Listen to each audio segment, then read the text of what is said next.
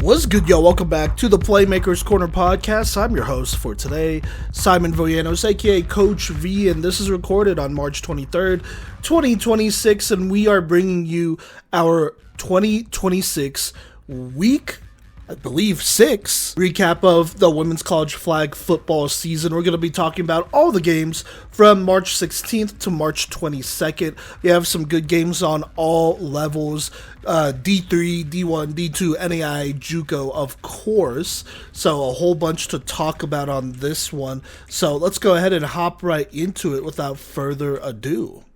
What's good, y'all? Coach V here, and I got your D3 recap for week 6.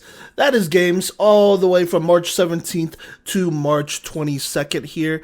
The only game I'm not going to go over on this segment, is North Park versus Illinois College. That segment will be separate because that was a real good one, and so that'll start after this one. But we got a whole bunch of games to talk about, a whole bunch of box scores too, by the way. I think only a handful of games did not have the box score for. So let's go ahead and hop into it, starting with March 17th.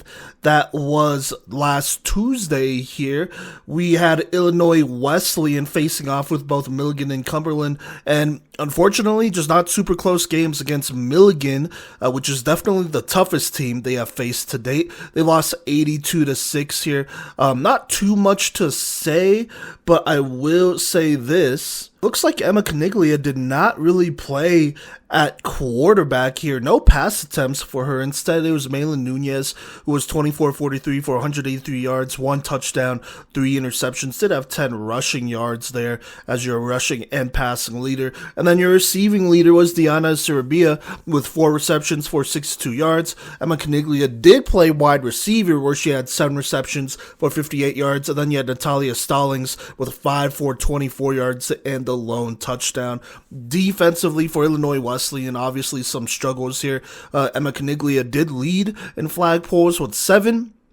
You also had Leia Glover with 1 interception and I guess half a sack shared with Nikila Mason. But that was about it, as not too much going their way against Milligan. And things weren't really different against Cumberland. They lost 37-0 to the fellow first-year program here.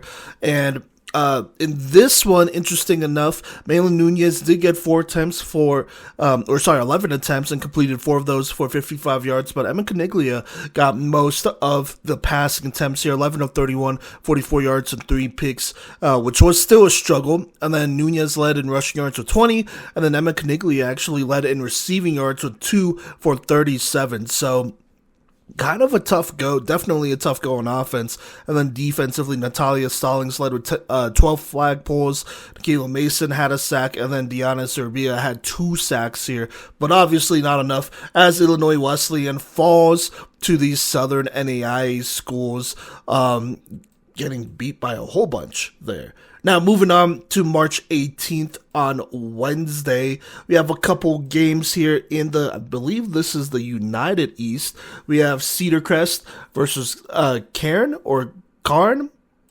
I think it's Cairn. I'm going to go with that. But Cairn goes ahead and wins this one 47-6 here in United East play. Playmaker of the game is Desiree Bright, who had a great game here at quarterback for Cairn. 157 yards, 5 touchdowns, only 1 pick. Also added on another 12 rushing yards. Receiving wise, Clara, I think it's Tylavsky, had 4 receptions for 61 yards and a touchdown. Katie Morrill had 5 receptions for 48 yards and 2 touchdowns. Juliana Condurso had 3 for 40. And then Abigail DeCipio had a touchdown, as well as Olivia Logan catching 1 as well. Defensively, I don't think these stats are updated, because it says their lead flag puller only had 2, and then there was 1 listed for the rest of them. Condurso had a sack, though, and then Abigail DeCipio had 2 interceptions, and Claire Tylavsky, had 3 interceptions in this one. For Cedar Crest, they were just struggling defensively here. Erica Butler, their starting quarterback, threw 6 interceptions and only 55 yards here. Gigi Martin was their lead rusher with 38 yards, and then their lead receiver was Ginger Kurdock with 3 receptions for 34 yards and a touchdown. And then defensively as well, she was also the co-lead flag puller with 3, also had an interception there, along with Gigi Martin, who had 3 flagpoles as well. And then Annalise Rios had an interception, but obviously not enough as they fall to Karen 47-6 in United East play. Moving on here, we have Benedictine, the one in Illinois, not in Arizona. They played Brandon Stratton, the JUCO, and they would lose 35-6. No stats from this one, though. Moving on to March 19th here on Thursday, we have 2 games.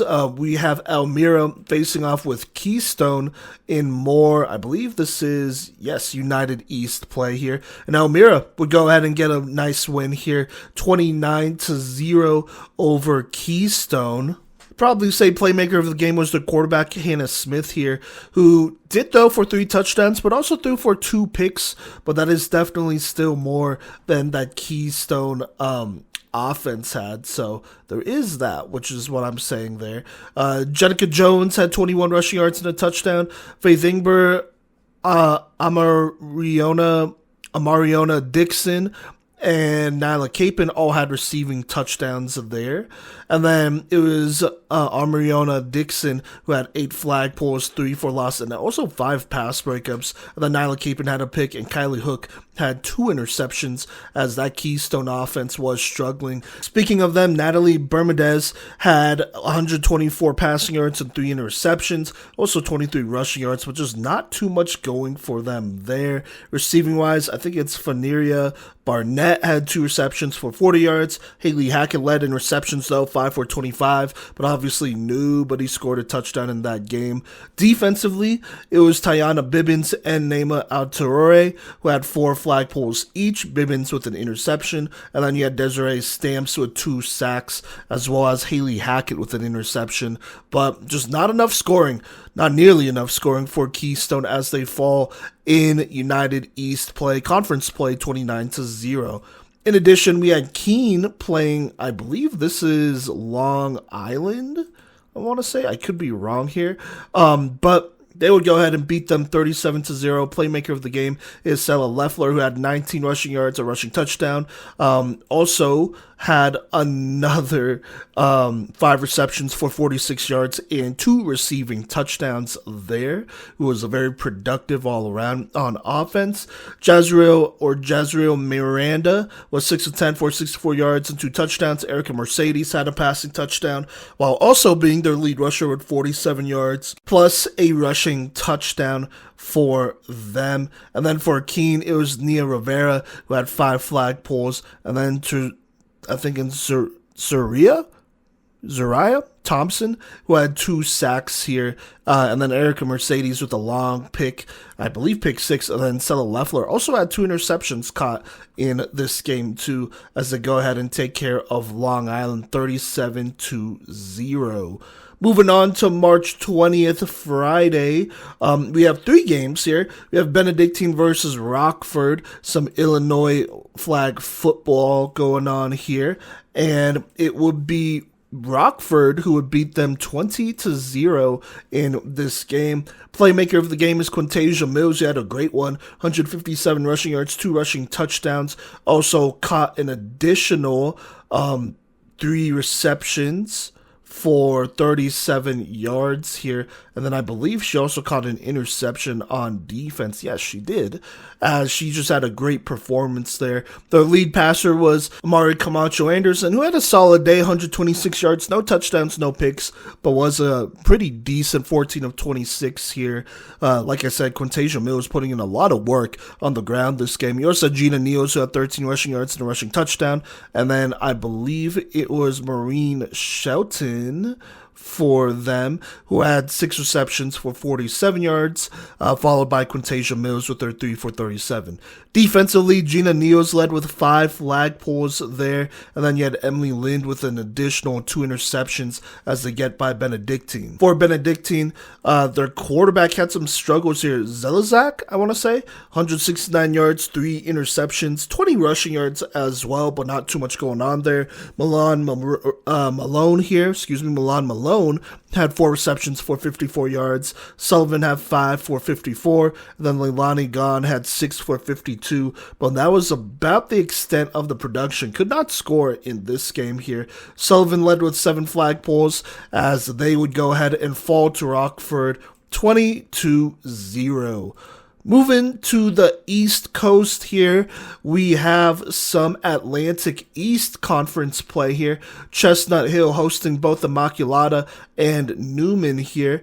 And let's go ahead and talk about the Immaculata game first. Immaculata goes ahead and wins this one 32-0 to stay undefeated. Eliana Zatskowski had a pretty decent game, and that is your playmaker of the game right there. 4 receptions, 32 yards, and 2 receiving touchdowns. Also caught an additional 2 interceptions on defense there. 2 interceptions out of 5 that this defense caught. Let's start with the defense here. Teresa Joppa, 4 flagpoles, a sack, and a interception. Jacqueline Molini also had an interception. Zatskowski, like I said, had those 2 picks. And then Ellie O'Mara had an interception. Then you also had sacks from Tiara Lawler and Kalia Gaines, as that defense played at a very high level for Immaculata. But you also had the offense playing pretty decently here. Devin Cosgrove, 8 of 9 for 65 yards, 2 touchdowns, did throw a pick though. Jacqueline Molini also threw a passing touchdown as well. Kaya Harris was the lead rusher with 61 yards for a touchdown. Right behind her was Tiara Lawler with 30 yards, and then Jacqueline Molini with 17. And then their lead receiver, like I said, was Zatskowski with 32 receiving yards and those 2 touchdowns, followed by Jacqueline Molini, who had 2 receptions for 15 yards and a touchdown. On the other hand, for Chestnut Hill, their lead passer was Caroline Croteau here, who was 5 of 20 for 33 yards and 5 interceptions. Yorihini Monero had 20 rushing yards. And then their lead receiver was Bree Hicks with 1 reception for 15 yards. Really nothing going on offense there. On defense, Raquel Dandy had 9 flagpoles. That was their flagpoling leader. And then Kalia Brown had an interception, but just nothing really going Chestnut Hill's way in this one. And then on top of that, they would end up playing Newman afterwards, where they would lose again. Newman would get another win though to improve to 4-0 as they go ahead and win 24-0. Definitely in a closer game for Chestnut Hill, slightly closer. Playmaker of the game though for Newman was Ava Valente, their quarterback. 150 passing yards, 4 touchdowns, 1 pick, and 85 rushing yards as your passing and rushing leader. And then receiving wise was Shannon Duffy, who had 5 receptions for 55 yards, a receiving touchdown. Tasia Gaskins and Chloe Ballou also had receiving touchdowns, as well as Kayla Maish had receiving touchdowns in this one for Newman as well. On defense, though, Ariel Noble had 11 flagpoles and 2 pass breakups. Arkell Weston had an interception. No sacks for Newman in this one, as the defense played well enough to shut them out. For Chestnut Hill, the struggles continue here. Caroline Croteau, 9 of 21 for 54 yards and an interception. She was also their leading rusher with 27 yards, and then Bree Hicks, once again, their lead receiver with 5 receptions for 38 yards, but nobody else caught the ball more than once outside of Hicks for this Chestnut Hill team, which is definitely a problem. And then defensively, Kalia Brown led with 6 flagpoles, and then Raquel Dandy had an interception, but obviously not nearly enough to go ahead and beat Newman as they fall to 1-3. Moving on to March 21st, that is Saturday. We have the bulk of our games here. Let's go ahead and start with Aurora versus Bryan and Stratton. Aurora from Illinois goes ahead and travels. And by the way, I believe this is their first game since that Chicago Bears Hollis Hall games. But they go ahead and travel to Wisconsin to face off with them, and they beat them pretty convincingly, 51-19. Unfortunately, no stats from that game. Moving down south to Texas here, Concordia goes ahead and plays Prairie View A&M, and they win big. I think the biggest win of the season for them, 62-18. Now going back to the East Coast here, we have Elmira facing off with Damon University here, and they go ahead and win big, 66-0. Playmaker of the game is Mariona Dixon, who had 6 receptions for 75 yards and 3 receiving touchdowns. also, oh my gosh, caught 5 interceptions here, including a pick 6, which I believe ties the season record for the most interceptions in a game in women's college flag football history. I believe somebody else got 5 interceptions as well. So that is absolutely massive as she powers them on both sides of the ball to this win. But let's look at the passing or the offensive yards, starting with the passing. Hannah Smith, 200 yards, 7 touchdowns, no interceptions, had a great game. Jenica Jones, 103 rushing yards on the ground. Nyla Capin with the rushing touchdown as well.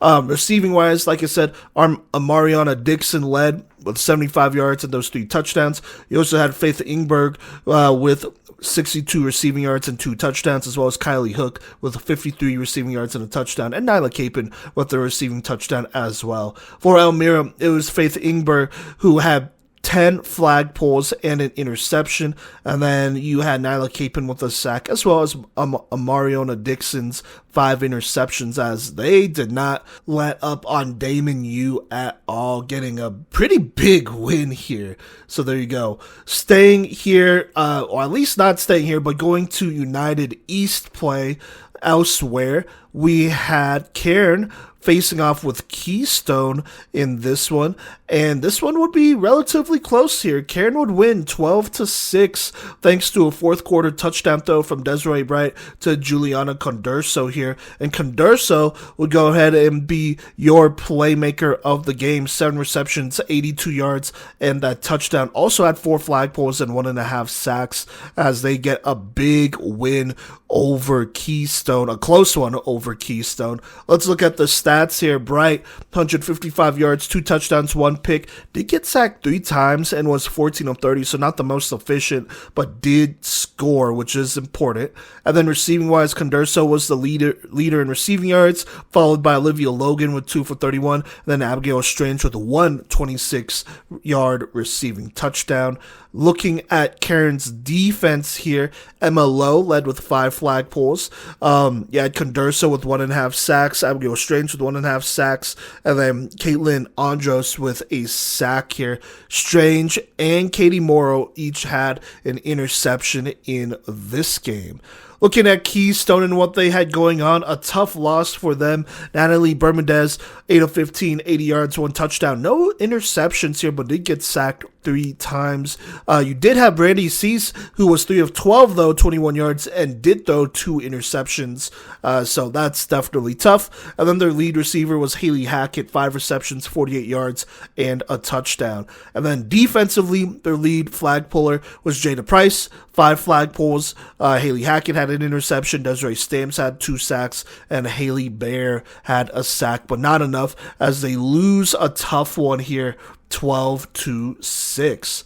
Moving on into more United East play, we have Lancaster Bible College versus Penn State Harrisburg, and Penn State Harrisburg winning 54-0 in a big-time win. Playmaker of the game is Nadia King, who had 74 passing yards, 2 passing touchdowns, 140 rushing yards, and 5 rushing touchdowns, and then also caught an interception on defense as she powered the Penn State offense, Harrisburg offense, against Lancaster Bible.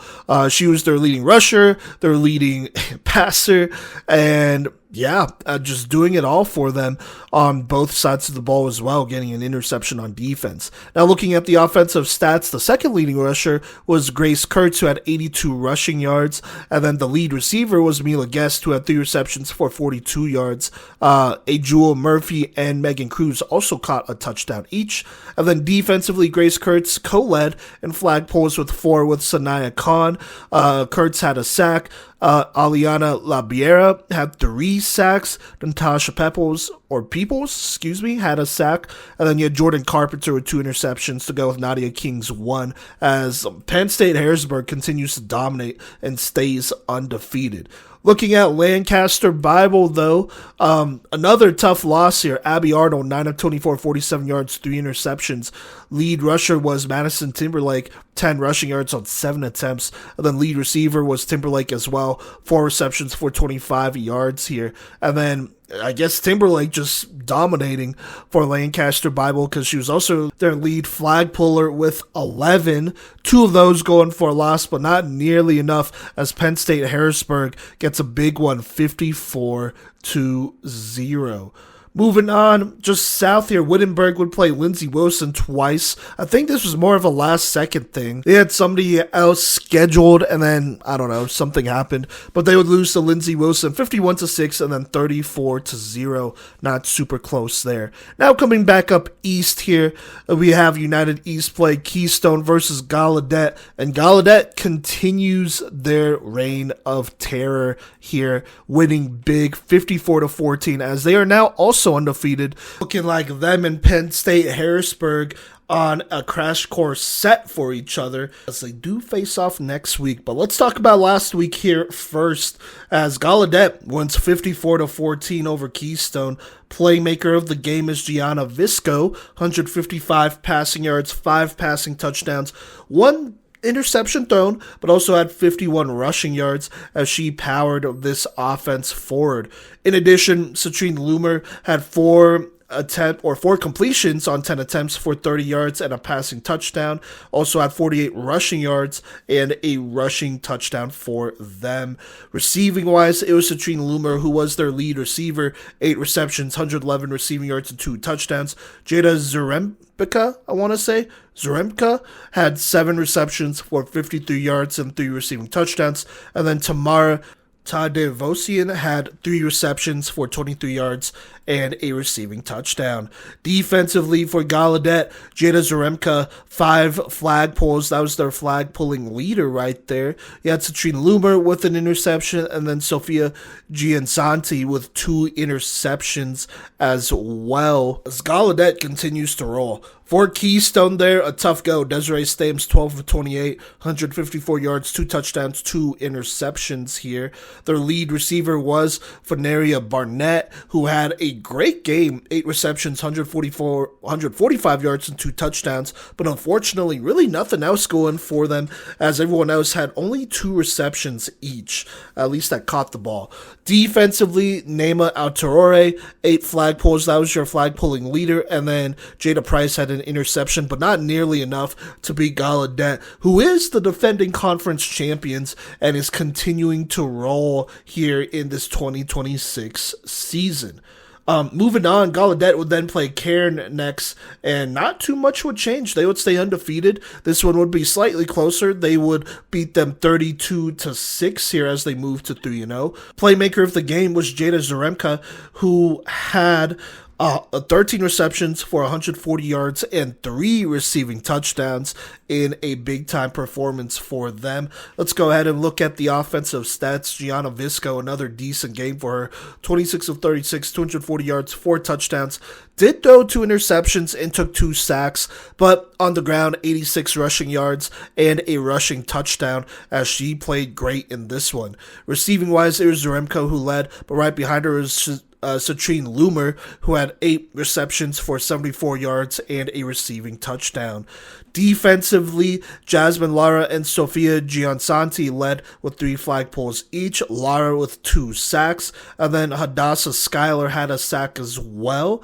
Interception-wise, Citrine Loomer kind of on a roll, by the way. A lot of receiving yards, touchdowns, interceptions. She gets another interception in this game, and then Tamara Tadevosian had 2 interceptions as they go ahead and beat Cairn 32-6. For Cairn here, Desiree Bright, 11 of 29, 168 yards, 1 touchdown, 3 interceptions. And then you had Kate Morrell, 3 receptions for 78 yards and a touchdown. Abigail Strange, 3 for 70 as well. And then defensively, Emma Lowe led with 9 flag pulls. Juliana Condurso and Meg Gleason each had a sack. And then Katie Morrell and Claire Talafsky each had a sack or an interception, They each had an interception as well, but not enough really, as they couldn't really get going on offense. Defensively, they played Gallaudet better than most teams, at least this season, but offensively just could not keep up as they fall in conference play 32-6 to Gallaudet. Moving on, Penn State Harrisburg. Like I said, on a crash course for Gallaudet here, they go ahead and take care of Cedar Crest 52-0 to move to 3-0 as they are undefeated as well. Playmaker of the game is NAIA King, 141 passing yards, 3 passing touchdowns, 35 rushing yards, 1 rushing touchdown. Also caught a 17-yard reception for a touchdown and then caught 2 interceptions on defense as she is dominating in United East play here as their leading passer. Not their leading rusher, actually. Their leading rusher was Grace Kurtz with 41 yards and 2 rushing touchdowns, And then Mila Guest also had 26 rushing yards. Receiving-wise, Mila Guest, lead receiver, 3 receptions, 46 yards and a touchdown, followed by Karina Webb, 4 receptions, 40 yards and a touchdown. And then, like I said, NAIA King caught that other one as well. Defensively, Janae Thompson, 7 flagpoles, 2 sacks as she leads the team, but a whole bunch of interceptions from the squad. Obviously, half the 2 from NAIA King, but Azariah Bryant Franklin, Jordan Carpenter, Bianca Williams each had an interception as well, as Penn State Harrisburg is dominating on both sides of the football. For Cedar Crest, their lead passer was Gigi Martin, 38 yards, 2 interceptions. Annalise Rios did not do too much better, 3 interceptions on 4 attempts here. Rios had 33 rushing yards, and then Ginger Kurdak, their lead receiver, 3 for 34. Only 2 players caught a ball, which is never a good thing there. And then Haley Wolbeck, 7 flagpoles and a sack as their lead flag puller, as they lose a tough one to Penn State Harrisburg, 52-0. Then, like I said, after that is that North Park, Illinois college game. Stay tuned for that segment after this. But moving on, staying right here in the, not the United East, but we're still on the East Coast here. Moving on to Empire 8 conference play, we have Geneseo versus Mercyhurst. And Geneseo with a big win over D1 Mercyhurst, the D3 beating the D1 14-6. Playmaker of the game is Ella Koopman, 119 passing yards, 1 touchdown, did throw a pick, but had 81 rushing yards and a rushing touchdown, scoring all the touchdowns for them in this game that did make all the difference. She was their lead passer and rusher, and then their lead receiver was Karina Dunn with 5 for 37, and then Kenna Mackenzie with 2 for 29. Yeah, you also had Abigail Ulrich, who caught a touchdown as well for them.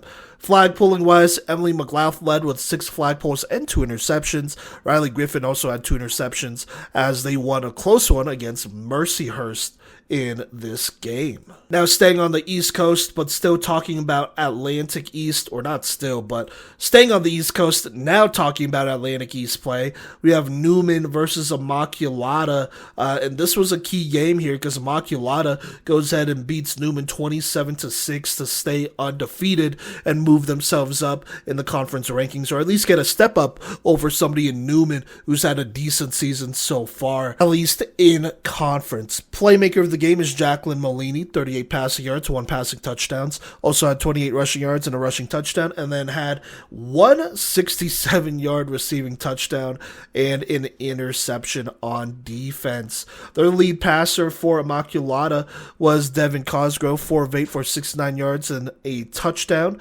Molini, I guess, or no, I already said, 38 passing yards and a touchdown as well. Cosgrove, though, the leading rusher with 43 rushing yards and a rushing touchdown. And then outside of Molini, their second leading receiver was Eliana Zatskowski, who had 3 receptions for 38 yards and a touchdown. Defensively, Teresa Japa led with 4 flagpoles.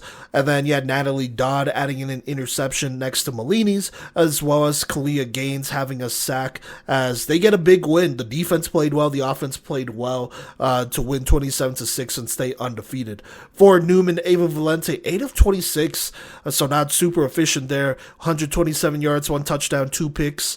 14 rushing yards. Kayla Maish led with 16 rushing yards on 1 attempt. And then it looks like Tasia Gaskins had 1 47-yard receiving touchdown. Nala Naheem had 2 receptions for 34, and Shannon Duffy 3 for 21, which is not nearly enough offensive production as you want for Newman to win a game like this. Ignatia Thomas led with 9 flagpoles for this team, and then no sacks or interceptions as Newman loses a tough one in conference to Immaculata 27-6. Going back down south there, Texas Southern facing off with Concordia, and Concordia falls to Texas Southern after that big win earlier in the day, 7-26. And then the last game from Saturday, Huntington would go ahead and play Hendricks twice. I think this was another game that was rescheduled here, as both teams had different opponents listed earlier on in the season, but Huntington goes ahead and wins both of them, 58-6 and then 25-0. Playmaker of the game is Kennedy Young here. Let's talk about that 58-6 win, because that's the only one I have stats for. Kennedy Young, 271 passing yards, 6 passing touchdowns, 51 rushing yards, and a rushing touchdown, as she led in both passing and rushing. And then receiving-wise, Shalimar St-Just, 4 for 68 and 2 touchdowns. Keelis Russell, 4 for 52. Michaela Allen, 3 for 43 and a touchdown. Tierra Russell had 135-yard touchdown. And then you had Alyssa Llanos, as well as Kyla Rome, each catching a receiving touchdown there. Defensively for Huntington, Hiriana Mays led with 5 flagpoles, and then you also had interceptions from Tamaya Carter, Shalimar St-Just, and Kyla Rome, and then Sincere Johns had a sack in this game as they dominated in this one. On the other hand, for Hendricks, the struggles continue, but offensively, they had some decent passing yards. Ava Hansen, 26 of 47, 229 yards, 1 touchdown, but did also throw 3 picks, which is tough there. Receiving-wise, Shelby Heil had 7 receptions for 84 yards. Natalie Edmondson, 8 for 63, and then Bella Cates, 5 for 38, and a touchdown for them. Defensively, Marlena Davis led with 5 flagpoles, and then it looks like Bella Cates had a sack, but no turnovers forced as they lose a tough one to Huntington. In this one, 58-6, and then later on, 25-0. Moving on to our last day of Week 6 here, Sunday, March 22nd, we have University of Wisconsin-Oshkosh versus Illinois Wesleyan, and Illinois Wesleyan goes ahead and wins big, 53-0 here. Playmaker of the game is Emma Caniglia, who had a great game, 84 passing yards, 3 passing touchdowns, only 1 pick. Also had 119 rushing yards and 2 rushing touchdowns as she dominated as the leading passer and rusher for this team. Mayla Nunez also got in there through a passing touchdown and also had 25 rushing yards. And then receiving-wise, Natalia Stallings led with the receiving yards with 25 on 3 receptions. And then Lily Greenfield also co-leading in receiving yards, 5 for 25, and had a touchdown. And then it looks like Aisha Smith had 2 receiving touchdowns as well for Illinois Wesleyan. Defensively for Illinois Wesleyan, Natalia Stallings had 5 flagpoles and an interception. You had Keelan Navarro and Akila Mason, who had a couple sacks here, 2 for Navarro, 1 for Mason, and then interception-wise, Aisha Smith had an interception. Zoe Vasquez had 2 interceptions as they win big over Wisconsin-Oshkosh. For Wisconsin-Oshkosh, Jaya Carson, 66 yards, 4 interceptions. The lead receiver was Jeremiah Mariner with 2 for 24. And then Jolie Schefflout, excuse me if I'm saying that wrong. I feel like I am butchering that. Feel free to reach out if we are, and we can make sure we go ahead and say that correctly next time. But 6 flagpoles there, and then Ashlyn Clemens, with an interception, but not nearly enough to beat Illinois Wesleyan as they go ahead and get another win. Moving on, Illinois Wesleyan would then go ahead and play Marion, and they would fall to them 12-0. Marion winning their 3rd one in a row here. Let's talk about Marion first. Holly Goodwin, 102 passing yards, 1 touchdown, 1 pick. Also had 38 rushing yards as their leading passer and rusher. Daniela Chaname, though, and if I'm saying that wrong, I apologize, but she had she went 5 of 7 for 46 yards, 17 rushing yards, and a rushing touchdown as well. Their lead receiver was Reagan Montello, 4 for 36, and then Emily Easton caught a receiving touchdown for Marion in this low-scoring affair. Defensively played well. Emily Easton, 7 flagpoles. You had I think it's Nia Dang Awak with 3 sacks, as well as Anna Riley with 2 sacks. And then you had interceptions from Daniela Shanaim, Sophia Vizcarra, and Holly Goodwin, each grabbing an interception. For Illinois Wesleyan, just not really anything going for them on offense. Defensively, I mean, playmaker of the game has to go to the defense of Marion, who played absolutely lights out. I would say Awak probably gets it with those 3 sacks there. But offensively for Illinois Wesleyan, some struggles here. Emma Caniglia, 16 of 26, 118 yards, 2 interceptions, was sacked 5 times here, and then had only 28 rushing yards. Their lead receiver was Malin Nunez, who had 6 receptions for 59 yards, followed by Natalia Stallings with 3 for 23, but just not, and then no touchdowns, but just not too much going on there for the offense, who I feel like just kept getting set back by those sacks there and turnovers. Defensively, Nakila Mason, 8 flagpoles and a sack. Aisha Smith had an interception, but just, like I said, not enough, really, to go ahead and stop Marion as they win 12-0. And I think this is mostly on the offense and not as much on the defense. 12 is not a lot here, so just a tough go for them. Moving on, let's go down south here. Huntington playing Millsaps. They would go ahead and beat them 27-0. Going back east in Atlantic East play here, or at least, I guess technically it is Atlantic East play, if not East Coast Conference play, because it's Holy Family facing off with Centenary, and they go ahead and take them down 40-19. Holy Family does. Playmaker of the game is Alice Davis, 80 rushing yards, 3 rushing touchdowns, 1 19-yard reception, but just dominant on the ground there. She was their leading rusher, obviously, followed by Alanis Clavel Lopez, who had 79 rushing yards and a rushing touchdown, and then Kieran Cusick with 41 rushing yards. Passing-wise, Alanis Clavel Lopez had 1 long 65-yard throw here. Morgan Sims, 53 passing yards, 1 touchdown, 1 pick.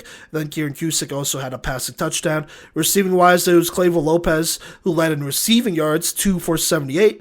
And then you had a receiving touchdown caught by Savia Campbell, as well as Anaya Archer. At least I hope that's how you say that, Anaya Archer. Excuse me if I'm saying that wrong, but they each got a receiving touchdown on offense for Holy Family. Defensively, Morgan Sims co-led with Delaney Minich with 3 flagpoles each. Caitlin Cannon and Alexis Tina McLeod had 1 sack each, and then Savia Campbell had an interception as Holy Family goes ahead and continues to roll here. For Centenary, not too bad on offense. Kezia Feaster, 132 passing yards, 3 passing touchdowns, 1 interception. Was 7 of 28 though, so not super efficient. Also had 84 rushing yards. Mackenzie Almestica had 46 rushing yards. Almestica also was their lead receiver, 4 for 64. Sophia Mendez, 2 for 55 and a touchdown. And then Vanessa Pagano and Cameron Fulcher each had a touchdown there caught on offense. Defensively, Anais Peralta had 9 flagpoles, and then Vanessa Pagano with 1 interception, but not enough, as a lot of the scoring here for, I guess, actually Centenary's scoring came in the second half, and this was a relatively close game until a 20-point fourth quarter by Holy Family. But either way, Holy Family gets the conference win 40-19. Moving on, and still talking about Centenary, actually, here in Atlantic East play, we have Centenary versus Marywood, and this was a somewhat close game. I mean, at half, it was 13-2. And then 19-9 here. But the Centenary a good first half allowed them to eventually pull away here, as they would just not be able to catch up. Marywood, that is. And playmaker of the game of this one for Centenary is Kezia Feaster, 180 passing yards, 2 touchdowns, 2 picks, but 153 rushing yards and 3 rushing touchdowns on the ground, as they go ahead and get the big-time dub. The lead receiver was Nevaeh O'Keefe, 3 receptions, 154 yards, and 2 touchdowns. Jeez. 1 reception was not a touchdown. 2 of the 3 were, which is crazy. And then followed by that, Mackenzie Almestica, 3 for 15, and Anais Peralta, 1 for 11 here. Defensively, Vanessa Pagano and Nevaeh O'Keefe co-led in flagpoles with 4 each, and then Sofia Mendez and Mackenzie Almestica had 1 interception as well, 1 interception each. And then for Marywood here, Aaron Day, 9 of 20, 126 yards, 1 touchdown, 2 picks as their leading passer. Abby Whitmore had 2 rushing attempts for 21 yards and a touchdown. Aaron Day with 20 rushing yards as well. And then their lead receiver was Maya Eberly, 2 for 66 and a touchdown, followed by Abby Whitmore, 3 for 36. And then on defense, Sabrina Frazier led with 7 flagpoles. And then Kelsey Green and Miranda Tavares each had an interception, but not enough. Definitely needed more. Oh, by the way, Tavares also had a sack here, and I believe that was I want to say that might have been the safety that they're able to get. But either way, just not enough scoring for Marywood as they just fell behind here and could not catch up and lose to Centenary 33-22. Staying in conference, Marywood would then go ahead and play Holy Family, but Holy Family would get a massive win here, 52-0. This one was just not close at all. For Holy Family, Alice Davis is your playmaker of the game. 55 passing yards, 2 passing touchdowns, 85 rushing yards, 2 rushing touchdowns, 2 receptions, 96 receiving yards, 2 receiving touchdowns, and then throwing a pick 6 as well. I believe she is the first player, at least this season, to have 2 passing touchdowns, 2 rushing touchdowns, and 2 receiving touchdowns, and then go ahead and add that defensive touchdown as well as easily your playmaker of the game. Now looking at the stats for Holy Family, the leading passer was actually Morgan Sims. And mind you, fun fact, there were 7 pass attempts and both quarterbacks were perfect, as Sims was 4 for 4 for 93 yards and a touchdown. On the ground, Alanis Clavel Lopez, 103 rushing yards, 2 rushing touchdowns, followed by Alice Davis with her 85-2.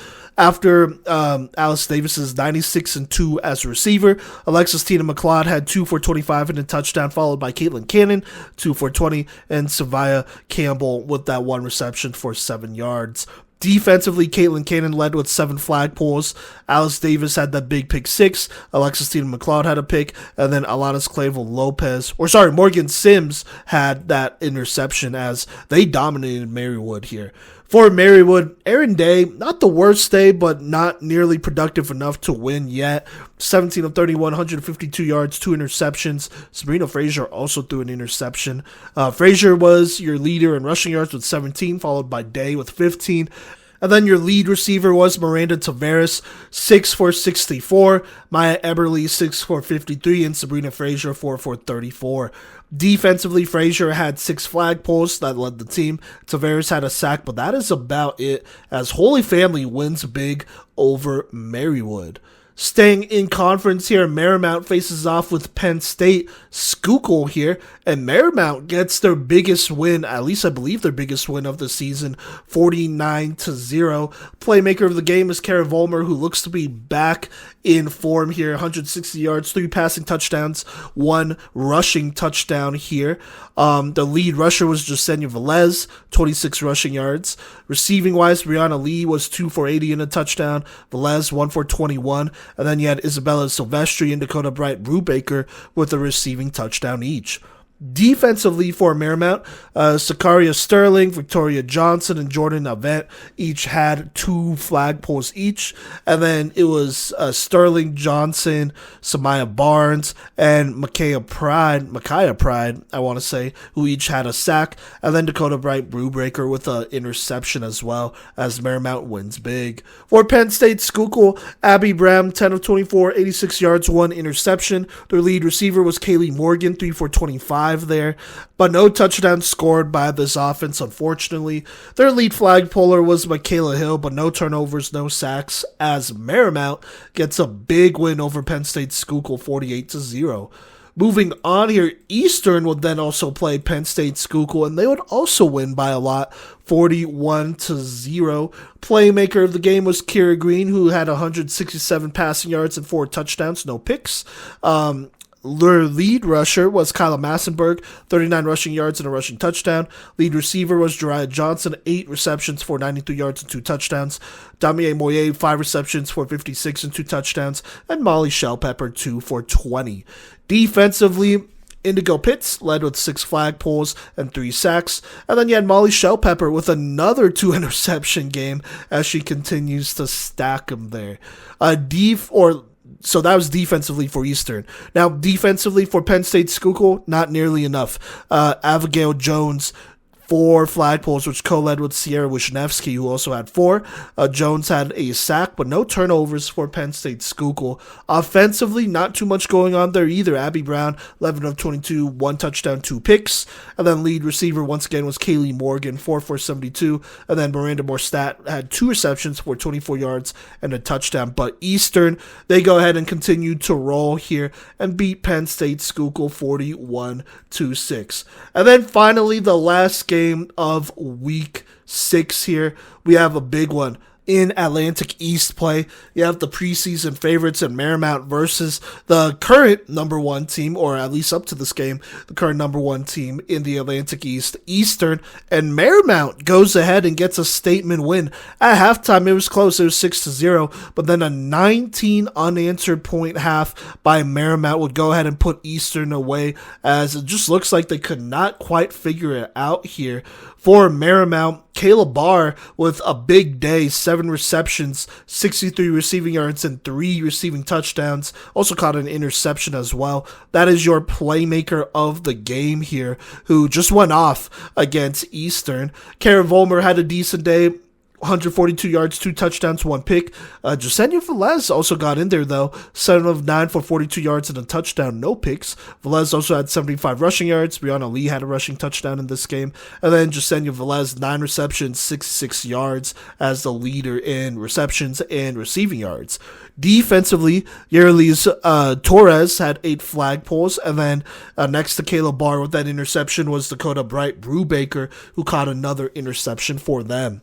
For Eastern, this game just kind of got away from them. Like I said, close in the first half, but defensively could not stop anything in the second half here. Let's start with the stats on defense. Kyla Massenberg co-led with Jariah Johnson with 9 flag pulls each. Massenberg with 3 sacks. Brielle Hippolyte had a sack as well. Damier Moyer had an interception, and then no interception for Molly Shellpepper in this game. I think this is the first game this season where she hasn't had at least 1. So a tough go for the defense, who just could not keep it together in that second half here. But also offensively, just could not really get anything going at all. Kira Green, 19 of 28, 105 yards, was sacked only once, but did throw 2 interceptions here. Green had 16 rushing yards. Kyla Massenberg only had 10 rushing yards. And then receiving-wise, Damier Moyer, 6 receptions, 54 yards, but no touchdowns scored by this offense here.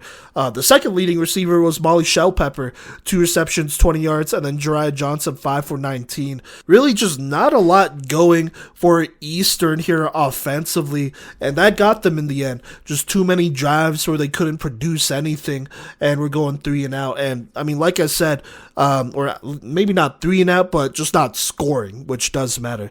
But like I said, I mean, defensively, they're fine. It was 6-0 at half, and then in the end, I mean, you can only go so long without scoring, where it does get to a defense here, and, you know, it catches up with them. So Marymount gets a big win in conference, 25-0.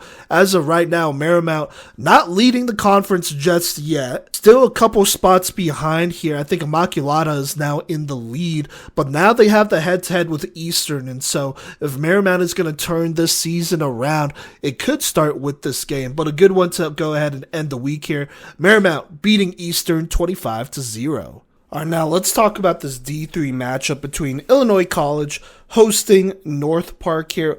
First off, first home game for Illinois College here at England Stadium in front of 500 people. Also, shout out the band that was out there as well. Seemed like good vibes, good tailgating here on Sunday, or Saturday, excuse me, March 21st. And then in comes North Park here, who has had some close games, but looking for their first win in program history, while Illinois College is looking for their first home win in program history. And so let's go ahead and get this thing started. started here at England Stadium, Illinois College with the ball. Ella Osmus at quarterback. She goes ahead and gets this game started by rolling right and finding Abby Flowers for a nice little out route for 5 yards. After an incompletion on third down here, Osmus goes ahead and pitches this one forward to Abby Flowers, who slips by and gets a first down for a 1st and 20. On the next play here, Osmus rolling out right again, also finding Flowers again on the check down, but this time she slips the flagpole and goes ahead and goes down the right sideline, burning, and is gone 50 yards to the house to make it 6-0 as Abby Flowers gives Illinois College their first touchdown ever here at home. The PAT is overthrown here, so it stays at 6-0, but with 13:22 left, Illinois College goes ahead and strikes first. Now, to start here, North Park, they go ahead and roll out Ashley Wilson at quarterback. She is more of the dual threat of the two they've been deploying, and she starts off with a handoff to the running back, Tilda Carlson, that does go for a loss of 1 as the Illinois College defense is sharp to start.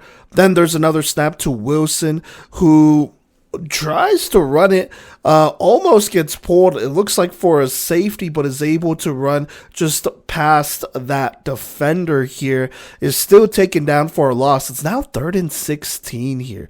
Then on 3rd and 16, Wilson has to pass here, gets the snap, looking to pass, is almost sacked under pressure, but she's able to slip the pull and is scrambling here and gets a decent gain, but there is a penalty here, and it's actually offsetting penalties on both squads. So it's a repeat of 3rd down here, and on 3rd down again, still 3rd and 16, Wilson hands it off to Ava Balmaceda, who finds the lane outside, bounces this run out right here, and using her speed advantage for a big time gain that actually gives them a 1st down and bails out North Park from a tough situation. So now it's 1st and 15 approaching midfield here, and they go ahead and give it back to Balmaceda, who gets another 4. Following that, Wilson under pressure makes a risky jump throw over the middle. This pass goes right over the defender's head here to Paige McRitchie, who gets up there to make the nice catch. Just short of the 1st down though, but it's 3rd and 1. On 3rd down, they go ahead and run the option here, and it is handed off to Jayla Robinson, who gives them the 1st down past midfield. North Park rolling 1st and 19 here. Wilson throws over the middle, but it is off the mark, just an inaccurate throw, and it's picked off by Cassie Weidman, who makes a big time play on this bad throw for the interception. And so here we go, Illinois College with the momentum, 1st and 18 past midfield. They go ahead and hand it off to their running back left, Reagan Oster, who goes ahead and gets a solid 16 yards here. On 2nd down, Osmus checks it down to Liv Cox here. By the way, the freshman from Brighton, Colorado, and went to Flatirons Academy. She gets just about 1 yard here, but on 3rd and 1, they go ahead and run the RPO here, and Osmus flips it forward to Abby Flowers, who makes a player miss, spinning for a 1st and some more for a 1st and 14 in the red zone when they finally get her. Abby Flowers on fire to start this game. On 1st down here, Osmus takes a shot into the end zone, and it's open, but this one is just slightly overthrown here. On 2nd down, it's another check down to Flowers, but this time, North Park is able to stop her for maybe a yard. And then on 3rd down, they attempt a double pass here. Osmus finds Reagan Oster, who then throws it into the end zone, but this one's well covered by North Park and deflected, so it's incomplete. 4th down here, 4th and 14. Illinois College looking to go up by 2 scores. Here's what happens. Osmus maneuvers around before throwing one into the end zone, but this one is just off the mark, and so that's a turnover on downs. Not able to capitalize on the turnover, but able to get something going here at least. Now, 5:45 left here in the 1st quarter. North Park not out of it here, but they do got to put something together. Wilson still at quarterback, runs the read option. She swivels her hips, gets about 2 yards. They then run basically the same play, but hand it off to Balmaceda. She spins forward for another 2. They then go ahead and line up in a tight formation, everyone shoulder to shoulder on the line, with Wilson getting the snap here. She gets the snap, and they basically run QB power, and she gets the 1st down, 1st and 17 approaching midfield. Following an incompletion, they hand it off to Balmaceda. She goes ahead and gets a nice gain of 12 yards here. On third down here, Wilson throws it over the middle to the spot for a first, but there is a penalty thrown on Illinois College, so they go ahead and tag on some more yards. It's now 1st and 10 past midfield as North Park is now rolling. Speaking of rolling, they go ahead and hand it off to Tilda Carlson, who stays patient and then eventually finds an opening to go ahead and get 6 here. They run the option again, but this time hand it off to Carlson once more, who goes ahead and makes it 1st and 20 in the red zone here off of a nice run. First red zone trip here for North Park. First down, Wilson under pressure, spins and jukes forward for about a solid 2-yard gain, just trying to get some positive yards here. They then go ahead and send 3 rushers on this next one, obviously trying to contain Wilson, and she is forced to throw this one away, so that's incomplete. On third down here, they go ahead and run something, but there is a penalty against Illinois College, and so it's now 2nd and 13. On second down here, they hand it off to Balmstead, who gets a positive yard, some positive yards here, but a holding penalty on Illinois College once again makes it a repeat of 2nd down. It's now 2nd and 7 as the penalties begin to pile up here.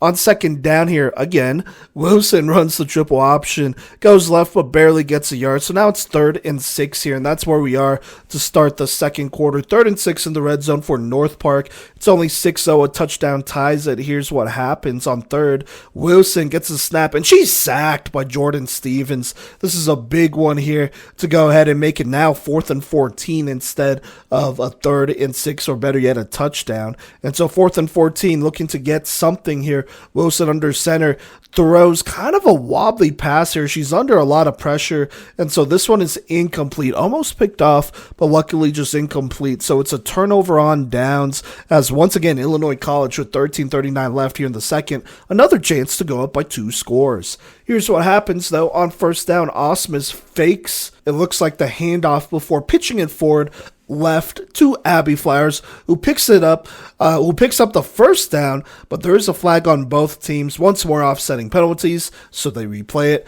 This time, Osmus rolls left and finds Alicia Parks here on the corner route. A great throw here that gives them about 14 and a first down, a 1st and 12 approaching midfield.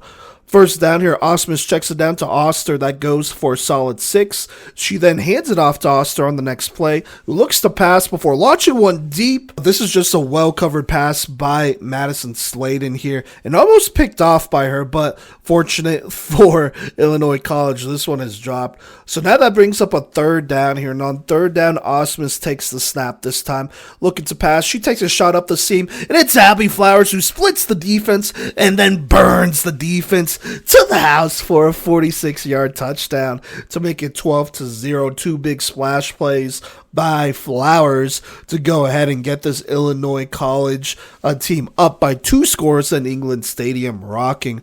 On the PAT, they hand it off to Reagan Oster left, but she's stopped by North Park here, who takes over with 11:09 left. They go ahead and run it up the middle. That gives them a 1st and 18 approaching midfield, but they do make a quarterback change. They go with their more of a passing quarterback, pocket passing quarterback here in Janiah Greenfield, who's now in. She gets this drive started on her first pass attempt after that first with the throw over the middle to Balmaceda. That goes for a solid 7 yards. Following that, she throws it quickly to the flats to Jayla Robinson, who makes a couple players miss, gets another decent 8 yards here. 3rd down here, Greenfield on the direct snap, just runs it right up the middle. That gives them a 1st and 19 past midfield as North Park once more is rolling. First down here, past midfield, Greenfield on the snap. Alexa scramble, just trying to get some yards here, positive ones, and does get them. Gets about 5 here. On second, she then throws the drag to Jayla Robinson, who makes kind of a diving catch here, so not a big gain, only 3 yards. And then on 3rd and 11, Greenfield with a lot of time to throw. Looks like Illinois College not sending anybody. She ends up just settling for this hitch route left to McRitchie here, who gets a solid 6 yards. And then North Park calls a timeout at 6:27 here. 5 yards away from another red zone trip. They want to talk about it, and it is smart, as on 4th and 5, Greenfield gets the snap, slips a defender, steps up, and throws a dot on the dig route to Olivia Erickson. A great play by Janiyah Greenfield here to go ahead and put them in the red zone for the second time today. It's 1st and 11 as this looks like a favorable trip. First down here, looking to score. Greenfield gets a snap and throws another dot to Madison Sladen on the corner. Just a beautiful throw. Not even bad defense, just better offense. And that makes it 12-6 off of a great opening drive by Janiyah Greenfield. They then hand it off here to Erickson. And then it looks like it's another handoff on a reverse here the reverse is to Erickson, who then makes it 12-7 as she basically just walks this one in. Just a great play call here by North Park. So here we go. Illinois College only up by 5 here, looking to extend the lead. They have 5:43 left, and they do get a couple yards here, but some tough penalties, such as flag guarding, does kind of pull them back here, even after they approach midfield and get a first down. So they end up punting. North Park gets it with about 3:54 left. Still plenty of time here, but just cannot get too much going. They decide to run it a little bit more here and just don't really get too much going as they get behind the sticks on first down, which is not great. And so they go 3 and out and they punt it back. And so Illinois College takes over with 1:52 left, looking to get something going. But on first down, a big sack by number 21 of North Park here. She's not listed on the roster, but it's a big one to go ahead and disrupt this drive. It's now 2nd and 11, but on second down here, Osmus just goes ahead and takes off here and gets 6 yards, getting a lot of those yards back and +1. And then they go ahead and call a timeout at 1:14, or at least somebody calls a timeout at 1:14. So the clock stops. They talk about it. After the timeout, they hand it off to Oster here, but there's a lot of contact here. I couldn't quite tell if it was Oster lowering the shoulder or the defense. Either way, the refs rule it against North Park here, it appears. So now it's 1st and 11 past midfield. After an incompletion on first, on second down here, Osmus checks it down to Flowers in the flats, who slips a pull and gets another first down here. It's now 1st and 19 past midfield. First down here, and my bad, they call a timeout at 45 seconds. So after the timeout on first down, Osmus throws it right up the seam to Flowers, and this one is on the money, just out of the reach of the defender, as they go ahead and get a key first down here in the red zone. Abby Flowers bringing this one in, almost scoring, but a pull here by North Park is able to stop her. So 1st and 11, I think Illinois College calls their second timeout with 38 seconds left here. This is what happens to go ahead and run a double pass here, but it's incomplete. Second down, it's a tough drop snap. Just gets a snap. It's not even a bad one, and it's dropped. So now it's 3rd and 16. They call their last timeout before they run a play here with 22 seconds left. And then out of the timeout, they run a double pass. Oster getting the pass here, looking to throw it. She takes a shot in the end zone, but unfortunately, it looks like this throw is dropped here. So now it's 4th down here. Osmus this time takes the step, and then this time she takes the shot, but it is picked off by Jayla Robinson, and then she gets pulled, but it looks like there's a lot of contact as penalties and flags fly, but it does look like there was PI on North Park right before the interception, and so they will actually get to run it again, this time 4th and 3 in the red zone after they sort it out. And then on 4th, Osmus goes ahead and finds Olivia Holsey over the middle to make it 18-7. Illinois College then decides to go for 2 here to make it an even 20-7 here. And Osmus finds Flowers, but she is stopped short. But once again, another penalty against North Park here, as they are kind of shooting themselves in the foot here. And so Illinois College will get to go again. Plus, they have less yards to go here as it's a shorter attempt. And this time, Osmus just goes ahead and runs it out left here, taking it in herself to make it 20-7 as we basically go to half here. Illinois College with the lead here at home. Now, here in the third quarter, North Park starts with it. Greenfield staying in at quarterback, and in fact, she stays in at quarterback for the rest of this game here. They are able to get past midfield, thanks, or at least get to close to midfield thanks to a couple Bombacetta runs here, and then get past midfield thanks to a short Bombacetta run. But on 1st and 20, after those Bombacetta runs here, Greenfield evades the rusher and throws it, but just makes an ill-advised pass here over the middle as NAIA Lockman picks her off, and Illinois College, looking to extend their lead, gets another opportunity. But the defense does stand strong as they go 3 and out here. Good job by the North Park defense, but then on special teams, Jayla Robinson gets a very nice return for them. So now it's 1st and 1 approaching midfield. And so here we go. North Park not out of it. If they get a score here, they're right back in it. Greenfield takes a snap, checks it down to Amber Bach, who makes it 2nd and 13. Following that here, sorry, not 2nd and 13. It should be, I want to say 1st and 13. So there you go there. Following that, Greenfield elects to scramble, and she gets it, making it 3rd and 6 or 2nd and 6. They then hand it off left to Bombacetta, who slips another pull at the line before going ahead and slipping forward for a 1st down in the red zone, 1st and 15. They go back to Bombacetta on the handoff, but this time she's only able to get 4. They then run the reverse to Erickson, but Illinois College is not fooled this time, so now it's 3rd and 10 after a gain of 1. On 3rd down, Greenfield gets a snap, decides to just take the positive yards here and scrambles over the middle for another quick 3. But now it's 4th and 7, and North Park decides to take a timeout here with 5:02 left in the 3rd quarter. 5:02 left here. Greenfield on 4th and 7, needing a score here, gets a snap, and she hits Olivia Erickson on the quick hitter right up the seam to make it 20-13. It looks like just a tough defensive breakdown here. Nobody covers her right here, and so they go ahead and pull within a score. On the PAT, Greenfield once again just runs it up the middle, and so that makes this game a 6-point game. North Park still trailing 20-14, but pulling closer. Illinois College here is able then to put together a pretty nice drive here. They get into the red zone, mostly in part to a big Abby Flowers gain to jumpstart the drive here, but they are not able to score as the North Park defense stands tall. And then that's where we pick up here at the beginning of the 1st quarter. North Park with the ball 1st and 11 in that 1st quadrant here. They go ahead and hand it off to Tilda Carlson, who gets the 1st, but there's another penalty against them, so that brings that one back. It's now 1st and 13. They hand it off again. This time Carlson is still able to get a decent amount of yards, but not a first. Gets about 7 here.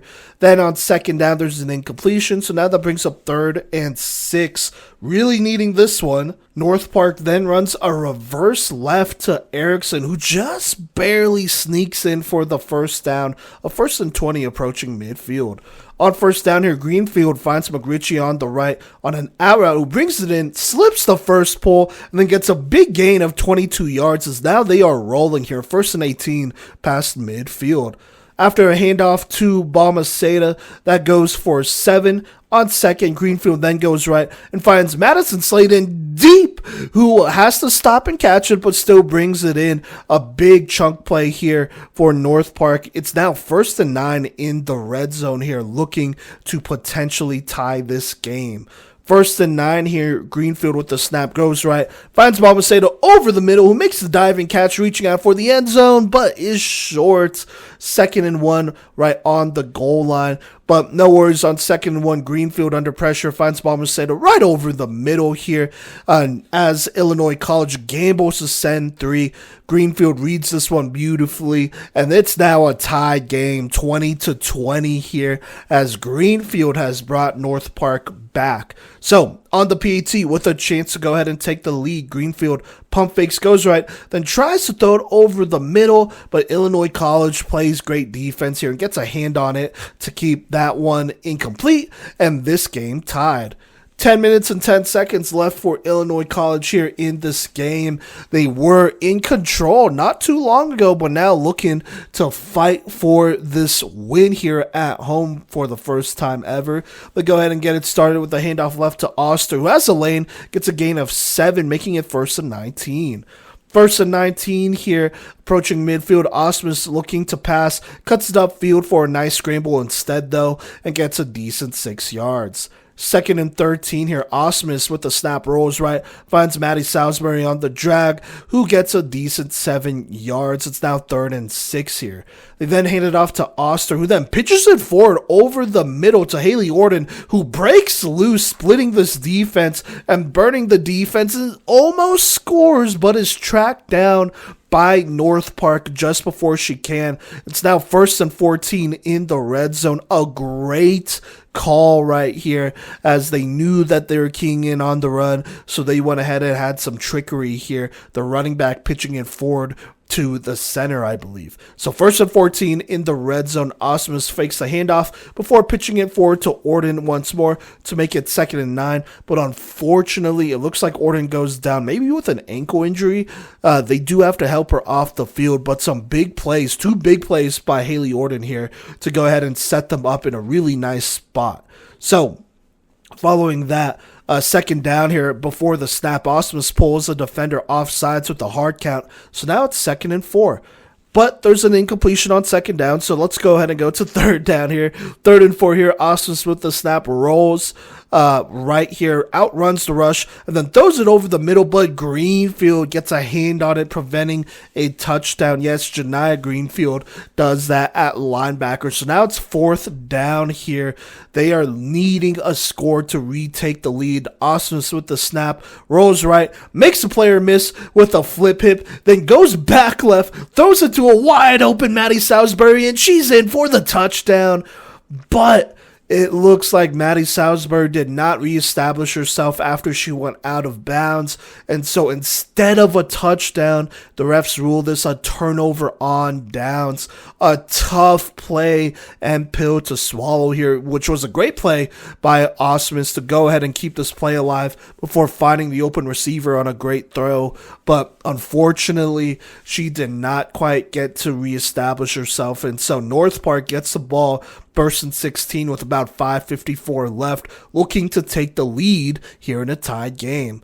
But they go ahead and snap the ball to Greenfield, and it hits her hands, and she drops it. Just a tough mistake here, and because she basically takes the snap in the end zone and drops it in the end zone, that is a safety, and so that will go ahead and give Illinois College the 22-20 lead, plus the football. Just a massive mistake here for North Park, but there is about 6 minutes left here and plenty of time, but they do need a stop. On the other hand, you have Illinois College. They're looking to put the nail in the coffin, and it starts with this drive. Here we go. Osmus on 1st and 6 goes over the middle on the hitch route to Lexi Van Dyke, who fights forward for a 1st down. Also, shout out Meade in Longmont, Colorado right there.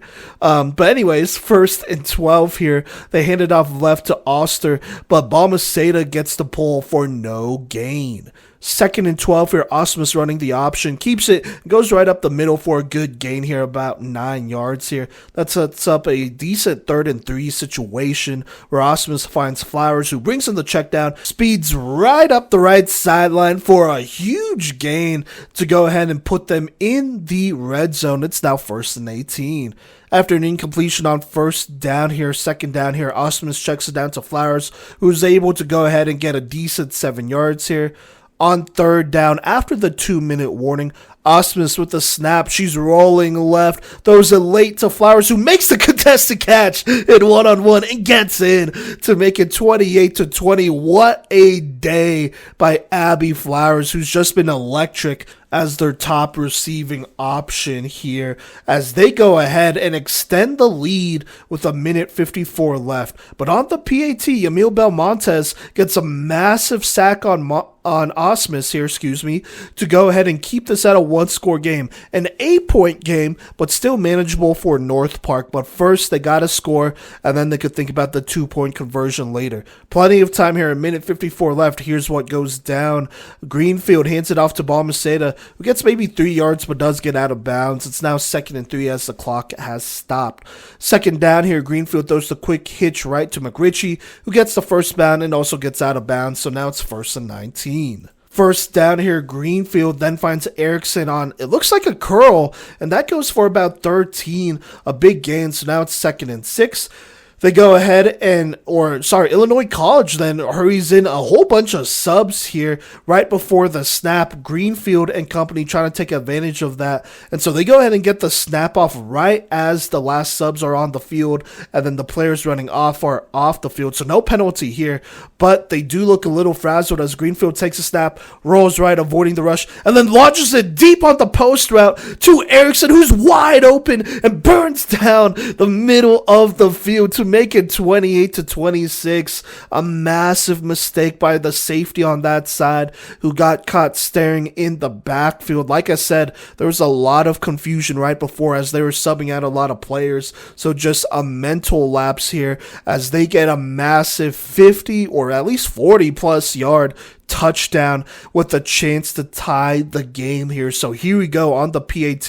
Illinois College obviously has to go for 2 here. So they call a timeout right before, but after the timeout, here's what happens. Greenfield with the snap. She goes ahead and finds Jayla Robinson late on the slant route. She's wide open, but she drops it.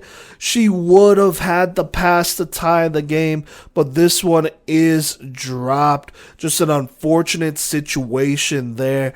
And then basically from there, Osmus would go ahead and run out the clock here and win this one for Illinois College 28-26. I will say, though, there was an interesting some interesting events near the end of this game. I mean, they only had 2 timeouts, so if they got a first down, this one was over. But with about 40 seconds left, there was an illegal contact penalty on Illinois College that was on 3rd down. And it looks like North Park was going to get a chance to go ahead and run 3rd down back because they allowed a conversion on 3rd and whatever it was before. And the penalty looks like it was going to help them, but instead, I feel like the clock should have stopped if that was an offensive penalty here, and it just didn't.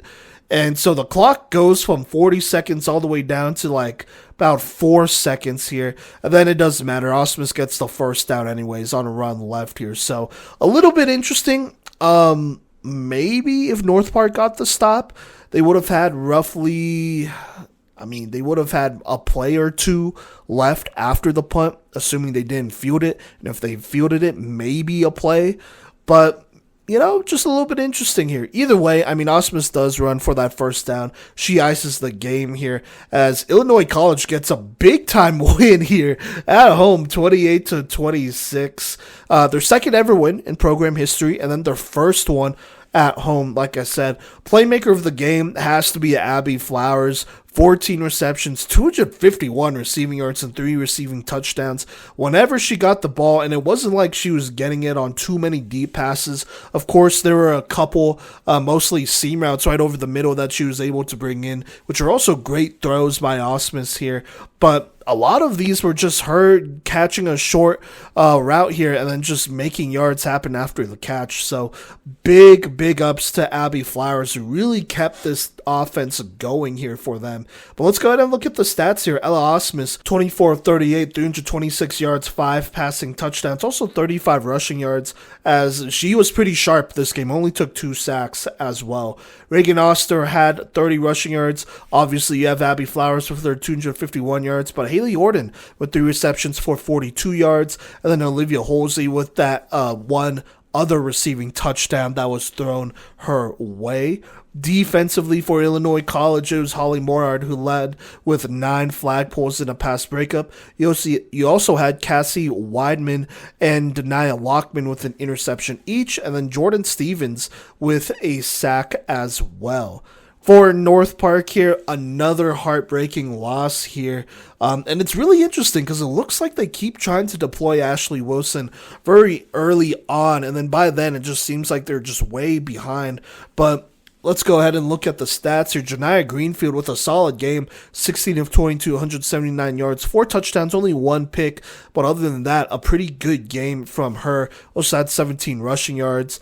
On the ground, Ava Balmaceda, 85 rushing yards. Tilda Carlson, another 36 rushing yards. And then through the air, Olivia Erickson, 4 receptions for 84 yards and 2 touchdowns. McRitchie, 4 for 42. Madison Sladen, 3 for 41 and a touchdown. And then Balmaceda also had a receiving touchdown in this one. And then for North Park, it was Madison Sladen with 7 flagpoles and 3 pass breakups leading the team, as well as Ava Balmaceda with a sack and Yamil Belmontes with 2 sacks in this game, including that one in the fourth quarter that kept it at an 8-point game there instead of getting out of hand. And so just a tough loss for North Park. Let's go ahead and talk about it. Let's talk about North Park here. I think offensively, I really feel like them committing to the run so early. And by the way, it was a beautiful day. Like, it didn't seem too windy, wasn't raining, but I just feel like whenever I've watched them committing to the run is just not really it, especially when you could throw in JUCO Greenfield, and she's been playing really decent football, I feel, and has done a good job. It just felt like, maybe it was a little bit too late at the end. And, if you had some of those drives back at the beginning, maybe it would be different. And, this is a team with a lot of athleticism just all around here. Balmaceda, she's dangerous in space. Carlson, dangerous in space. Ashley Wilson could also move up quite a bit as well. And it didn't really look like they put her out there too much, or she got too many looks even at receiver, but she definitely could play both. And then you got Olivia Erickson. McRitchie has really good hands. Sladen is underrated. Jayla Robinson only had 3 touches on offense this game, and I kind of feel like you just can't do that when you are North Park and you have somebody with that much juice. And so offensively, they are producing. Is it the most efficient? I think at the moment, probably not. And then defensively, they've had opportunities. They've played okay. I think the missed flagpoles are definitely tough, but it's going to happen when you have a first-year program. They did get enough stops for them to come back in this game here. And so, we'll see for North Park. I feel like that first win is going to be coming soon here. It's not like they're playing bad. This was yet another great game that they played in here. If you remember, they played Rockford really close as well earlier on in the season, and unfortunately that was another loss for them. But, it is what it is. They got to continue to learn. We'll see when their next win or when their first win will come. On the other hand, you have Illinois College here, and they looked good at home. Ella Osmus did not do too much, but made some great throws here. Did miss some opportunities downfield, just overthrowing it, or it was just slightly off the mark here. But for the most part, she played a great game, especially taking care of the ball in the red zone and giving them plenty of opportunities to go score. I thought she played great. Abby Flowers obviously was electric this game too. Anytime she touched the ball, she was making people miss and getting massive amounts of yards here. So absolutely love seeing that here. And then defensively, they fell asleep a little bit in that second half. It got a little scary there, but in the end, they prevailed. And I don't know if they prevailed. It was a dropped pass, on that 2-point conversion here. But, they got away with it for now. And so a win is a win. They get a big one at home. That's definitely something you want to see if you're Illinois College. Getting that first win at home with a big crowd over there, with the campus supporting you and all of that great stuff and making it an event. This was definitely an event and one of the games of the week, if I'm being completely honest with you, this past weekend. But good one right here as Illinois College wins a thriller against North Park in a close one, 28-26. What is going on, folks? This is Gino with the Playmaker's Corner podcast, and I got y'all this week with the recap on what happened in the Division I and Division II games here in Week 5 of the 2026 Women's College Flag Football season. There weren't very many ranked matchups or even really close games this week for that matter, but let's go ahead and start things off by taking a look at one of the games we had that actually consisted of 2 top-ranked teams here, and that being the matchup between number 10 Wingate and number 18 Barton. Wingate had several injuries they were dealing with here heading into this game. First off here, their starting QB, Sailor Swanson, is currently out with an injury to her non-throwing hand, so they have Janelle Francis starting out at QB. Barton took full advantage, though, as they forced 3 turnovers on defense, and they survived a shootout in this game by a score of 38-27 over number 10 Wingate. This marks Barton's first win over a top 10 team in program history, and it puts them right next to number 11 Ferrum at the top of the Conference Carolinas as we head into Week 7 here. Now, this is just going to be a quick summary of what happened in that game, and we're going to take a detailed look here. In the first quarter, that was led off by a Janelle Francis 63-yard touchdown to put number 10 Wingate up 6-0 early on. The extra point was good to make it 7-0, but Wingate would actually get the ball back pretty quickly here after a Barton 3-and-out, but not so fast, as Zaniah Long of Barton said, "We will be taking that back, thank you," as she picks off Janelle Francis's pass for a 62-yard return down inside the red zone. Zaniah Long was not done there, though, as she would haul in the touchdown pass from Sawyer Rigdon as well to make this a 7-6 game after the extra point was stopped.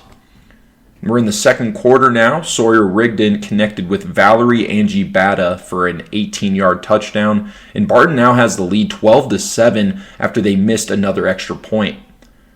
Wingate would actually waste no time at all to get this game back in their control, as Janelle Francis connected with Yvonne Brussel for a 53-yard touchdown, and then the extra point, so they're going to go ahead and take their lead back 14-12 here. Barton answered about halfway through that second quarter with a Sawyer Rigdon rushing touchdown, her third touchdown of the game, and then an extra point to make the score here 19-14, Barton in the lead.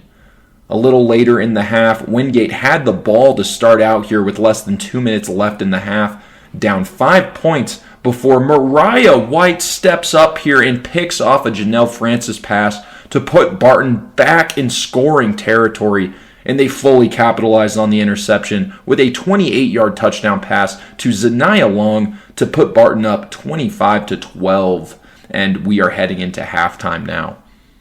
The name of the game right now is turnovers, and so far Barton has been able to score on both of those Wingate turnovers to be able to have this 2-score lead right now. Let's go ahead here and look at the second half. The third quarter was a quiet one, but the main thing that happened was Wingate, they took a long drive to capitalize by a Janelle Francis 5-yard touchdown run. Barton also scored in the third quarter, but I don't know how it happened. Ultimately, though, both teams would score 7 points in one quarter and then 6 in the other quarter, as number 18 Barton takes down number 10 Wingate 38-27. Wingate still held their own pretty nicely here against Barton, despite having their backup QB in this game, who was actually usually their number 1 wide receiver. So they were technically out their starting QB and their number 1 wide receiver as well here. This is a much different game if Barton doesn't get those 2 interceptions leading to 2 touchdowns in the first half, but unfortunately for Wingate, they still happened, and 2 scores is how much they lose by here. Barton now puts themselves at number 2 in the Conference Carolinas, with number 11 Ferrum still at the top with no losses in the conference yet. Sawyer Rigdon had another super productive game with 4 passing touchdowns and 1 rushing. She still needs that accuracy to go up against these good teams, with her still hovering around that 50% completion mark in this game, but it was still a great game overall for the freshman QB. Zaniah Long had an amazing game on both sides of the ball. She had 7 receptions for 110 yards and 2 touchdowns, both of them in the first half, and both of them coming off of interceptions. And of course, she had that 60-yard interception return to set up one of her other touchdowns. You also had Valerie Angie Bata, sorry if I mispronounced that there, who had 2 receiving touchdowns as well as nearly 100 yards and an interception on defense. Oh, and speaking of defense, Mariah White finished with 7 flag pulls, 1 sack, and 1 interception. So now that we kind of took a more detailed look at that game, let's go ahead and look now at the rest of the landscape here for women's college flag football in Week 6 for the Division I and Division II teams. Starting off here on March 18th, we had number 18 Barton completely dismantle Chowan in 2 games with a total score of 120-0 between both of those games. Valerie Angie Bata stepped in at QB in both of these games and went a combined 33 for 48 with 10 touchdowns passing, 1 interception, 144 rushing yards, and 2 more rushing touchdowns. In the first game, Saren Merritt had over 100 yards receiving and 2 touchdowns, and then Zaniah Long had 8 receptions for 75 yards and a touchdown. On defense here, Mariah White had 8 flag pulls, 3 tackles for loss, and 2 sacks. In the second game against Chowan, Saren Merritt had 6 receptions for 194 yards and 4 touchdowns. What an amazing start to the year here for Merritt. On defense here, Alyssa Taylor caught 2 interceptions, and then 3 other players caught an interception as well. Next here, we have another ranked opponent. We have a number 11 Ferrum. They ran over Hollins 74-0 for their first of 3 wins this week. 4 different players threw a passing touchdown for Ferrum in this one, with Payson Shreve throwing 4 of those. Macy Taylor caught 3 touchdowns and also ran 1 in to make it 4 total on the game. Samantha Pitzer led the team with 4 receptions for 72 yards and 2 touchdowns. And then Pitzer also had 2 interceptions on defense. Her two-way ability is absolutely fantastic for this Ferrum team. And then speaking of defense, 6 different players caught an interception. Absolutely unbelievable production here from Ferrum on both sides of the ball. So let's go ahead and look here from March 19th. Roberts Wesleyan is starting to get things rolling here as they stomped on Villa Maria 34-13 for their first of 2 wins in Week 6. Their QB, Anna Varland, threw 2 touchdowns and 2 interceptions on 13 of 22 passing for 110 yards, plus a rushing touchdown as well. They also had Amy Taylor. She rushed for 64 yards and a rushing touchdown. And then the leading receiver was Sarah Seifang, sorry if I mispronounced that there, with 6 receptions for 68 yards. And then she also hauled in both of Varland's passing touchdowns. She wasn't done there, though, because she had 2 interceptions on defense as well. Also on defense here, Neve Tilley, sorry if I mispronounced that there, had 6 flag pulls and a sack. Moving on now to Friday, March 20th, Chestnut Hill got shot out in both of their games in Week 6. The first one was a 24-0 loss to Newman, and the second one was a 32-0 loss to Immaculata. The main highlight in the Immaculata game was an interception on defense for Kalia Brown, plus a team-leading 9 flag pulls and a tackle for loss for Raquel Dandy. In the Newman game, Raquel Dandy caught an interception with 2 pass breakups. Next up here, Winston-Salem took a bad 49-7 loss to Cumberland, but they had some solid individual performances to highlight. Sky Simmons had a huge week, starting off in this one with a team-leading 8 flag pulls, 5 tackles for loss, 4 sacks, and an interception. Ridiculous production there from Simmons. And then you also had Leah Bowman with 6 receptions for 51 yards and a touchdown, and then an interception on defense. We're going to go ahead and keep things rolling here onto Saturday, March 21st. This was a very busy day in all of flag football. Post University went 1-1 in their games from Week 6. They lost to Villa Maria 32-12, and then they came back and beat DeUville 20-6. Anaya Booker was the main highlight in their loss to Villa Maria, finishing with 6 receptions for 83 yards and a touchdown. In their win over DeUville, Delia Kotsaftis, sorry if I mispronounced that there, went 11 for 25 for 117 yards with 2 touchdowns and an interception.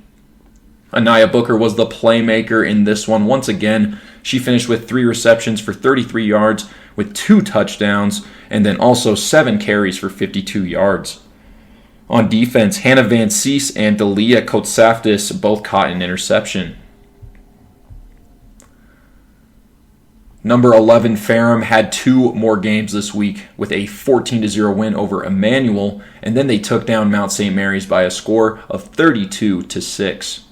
In the Emmanuel game, Payson Shreve had 1 passing touchdown and 1 rushing touchdown with no turnovers. And her leading receiver was Macy Taylor with 7 receptions for 66 yards. And then Samantha Pitzer also caught the only passing touchdown. And then she wasn't done there, though. She also caught the only interception on defense. Also on defense, Gracious Weiss had 3 sacks to help shut down this Emmanuel offense.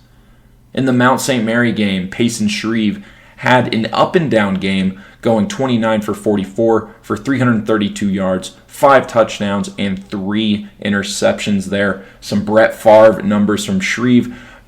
Putting up big yards, big touchdowns. Just got to bring those turnovers down, and she is going to be looking golden here. We had Brianna Kimmons, who was the leading receiver in this one, with 9 receptions for 102 yards and 3 receiving touchdowns. On defense here, they had 9 sacks as a team, with Gracious Weiss getting 3 once again, Macy Taylor with 3 sacks, and a receiving touchdown on offense as well. And then finally here, Danny Lynn Bonilla had 3 sacks as well. For the Mount, Jayana Goins had led the team with 9 receptions for 65 yards and a touchdown. And then on defense, 3 different players caught an interception. Speaking of the Mount and Manual, these 2 squads faced off as well this weekend, with the Manual taking the win by a score of 7-0.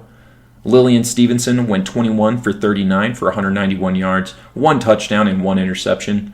Gianna Brown caught the only touchdown in this game to help give Emmanuel the win here. On defense, Kinsey Bishop had 4 sacks, and then Demoya Flowers had 2 sacks as well. Kylie Warren Young led the team in flag pulls with 8, and she also had an interception. For the Mount, Alyssa Lane led the team with 7 receptions for 40 yards. On defense, Kira Speaks, sorry if I mispronounced that there, led the team with 7 flag pulls, 4 tackles for loss, and a whopping 3 sacks. Mars Hill took 4 bad losses in this week. We're going to take a look at 3 of those here. They had a 12-7 loss to Winston-Salem, followed by a 51-0 loss to Cumberland, and a 69-0 loss to Barton. In the Winston-Salem game, Cecilia Hale had a rushing touchdown, and that was the only score for Mars Hill. Alina Mueller led the team with 7 receptions for 53 yards. On defense for Mars Hill, Saga Carlson-Roa had 5 tackles and 3 sacks. For Winston-Salem State in that game, Mila Hoover went 14 for 24 for 155 yards and 2 touchdowns with no turnovers.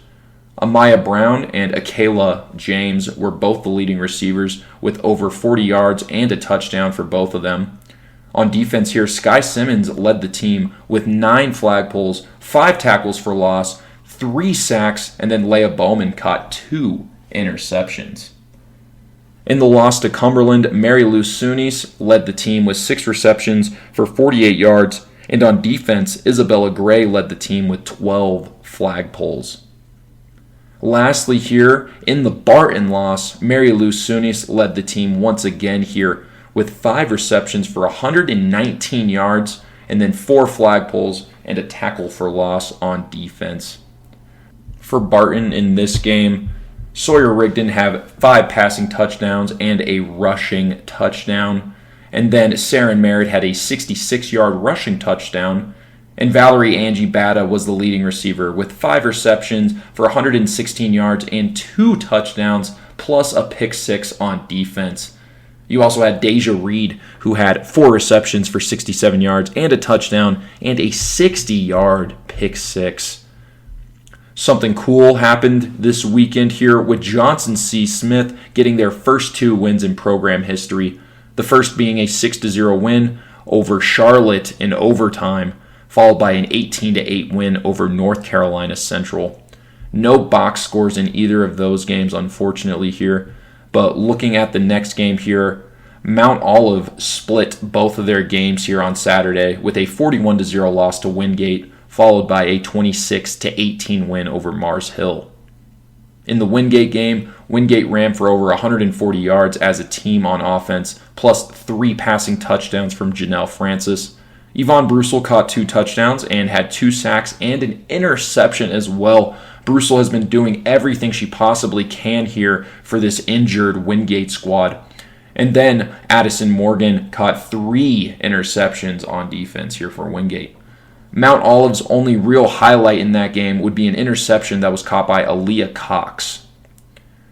For Mount Olive in the Mars Hills game, Jaylani Lucas went 9 for 14 for 100 yards and 2 touchdowns.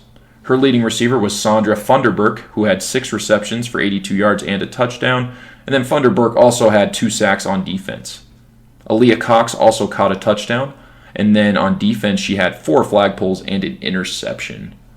Looking at Mars Hill, this was probably Cecilia Hale's best game so far, as she went 12 for 23 for 161 yards, 2 touchdowns and an interception, plus 42 rushing yards and another touchdown there as well.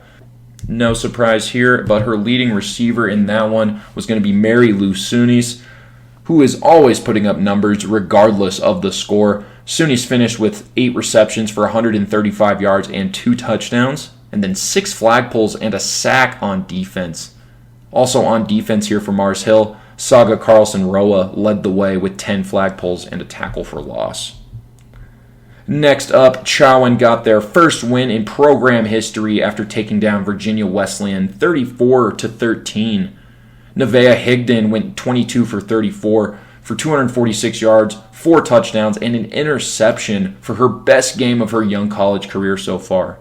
Kiara Lopez caught 2 of those touchdowns, and Adriana Lightfoot was the leading receiver with 12 receptions for 52 yards, and then Lightfoot led the team in flag pulls with 8, and she also had a tackle for loss to add as well. On defense here, Dusabe Uwera, sorry if I mispronounced that there, had 3 sacks, and then Zayan Halagar, sorry if I mispronounced that there, and Jacqueline Hammock both caught an interception. We are now moving on to the games from Sunday, March 22nd for the final games of the week. Holy Family got 2 huge wins, one over Marywood by a score of 52-0, and the other over Centenary by a score of 40-19. In the Marywood game, Alanis Clavel Lopez had 6 carries for 103 yards and 2 touchdowns, and then Elise Davis had an unbelievable game. Davis went 3 for 3 for 52 yards and 2 passing touchdowns, 85 yards rushing and 2 more rushing touchdowns. And she wasn't done there, if you can believe it. 2 receptions for 96 yards and 2 more touchdowns. That is 6 total touchdowns coming from 3 different ways. That is ridiculous. Absolutely ridiculous there. And also here, 3 different players had an interception on defense. In the Centenary game, Elise Davis ran for 3 touchdowns with 80 rushing yards on 11 attempts. And Alanis Clavel Lopez finished with 10 carries for 79 yards and a touchdown, plus 2 receptions for 78 yards. In the last game here for Division I and Division II games in Week 6, we had Roberts Wesleyan take down SUNY Brockport on Sunday by a score of 33-13. Roberts Wesleyan moves on to 3-0 on the year. No box score in that one here, folks. And that, folks, is going to wrap things up here for what happened in the Division I and Division II games here in Week 6. This is Gino with the Playmaker's Corner podcast, and I will see you all next week. Peace out. Hey, what is good, everybody? I am your host for the final time, at least of the regular season, for NAIA action here. And I am super happy to cover the week of March 16th and go through all the big matchups that happened this week and recap the games in various ways to highlight team and individual performances. And so let's go ahead and start off with Monday the 16th.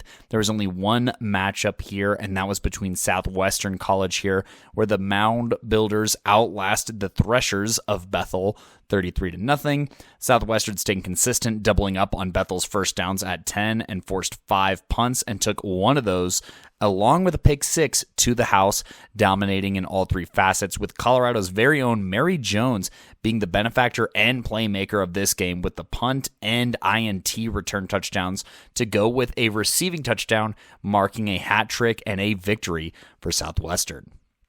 On March 17th, Kaiser and Point University had a matchup where Kaiser would run away with this one. Ava Wallace, 4 touchdowns, but 2 interceptions, and Point also intercepting Rivera once. Kenzie playing everywhere for the Skyhawks here, notching all 3 interceptions and leading the Skyhawks in flagpoles at 8, just putting on an absolute clinic, but the offense did not generate enough pressure to offset that, and so the Kaiser offense would capitalize themselves.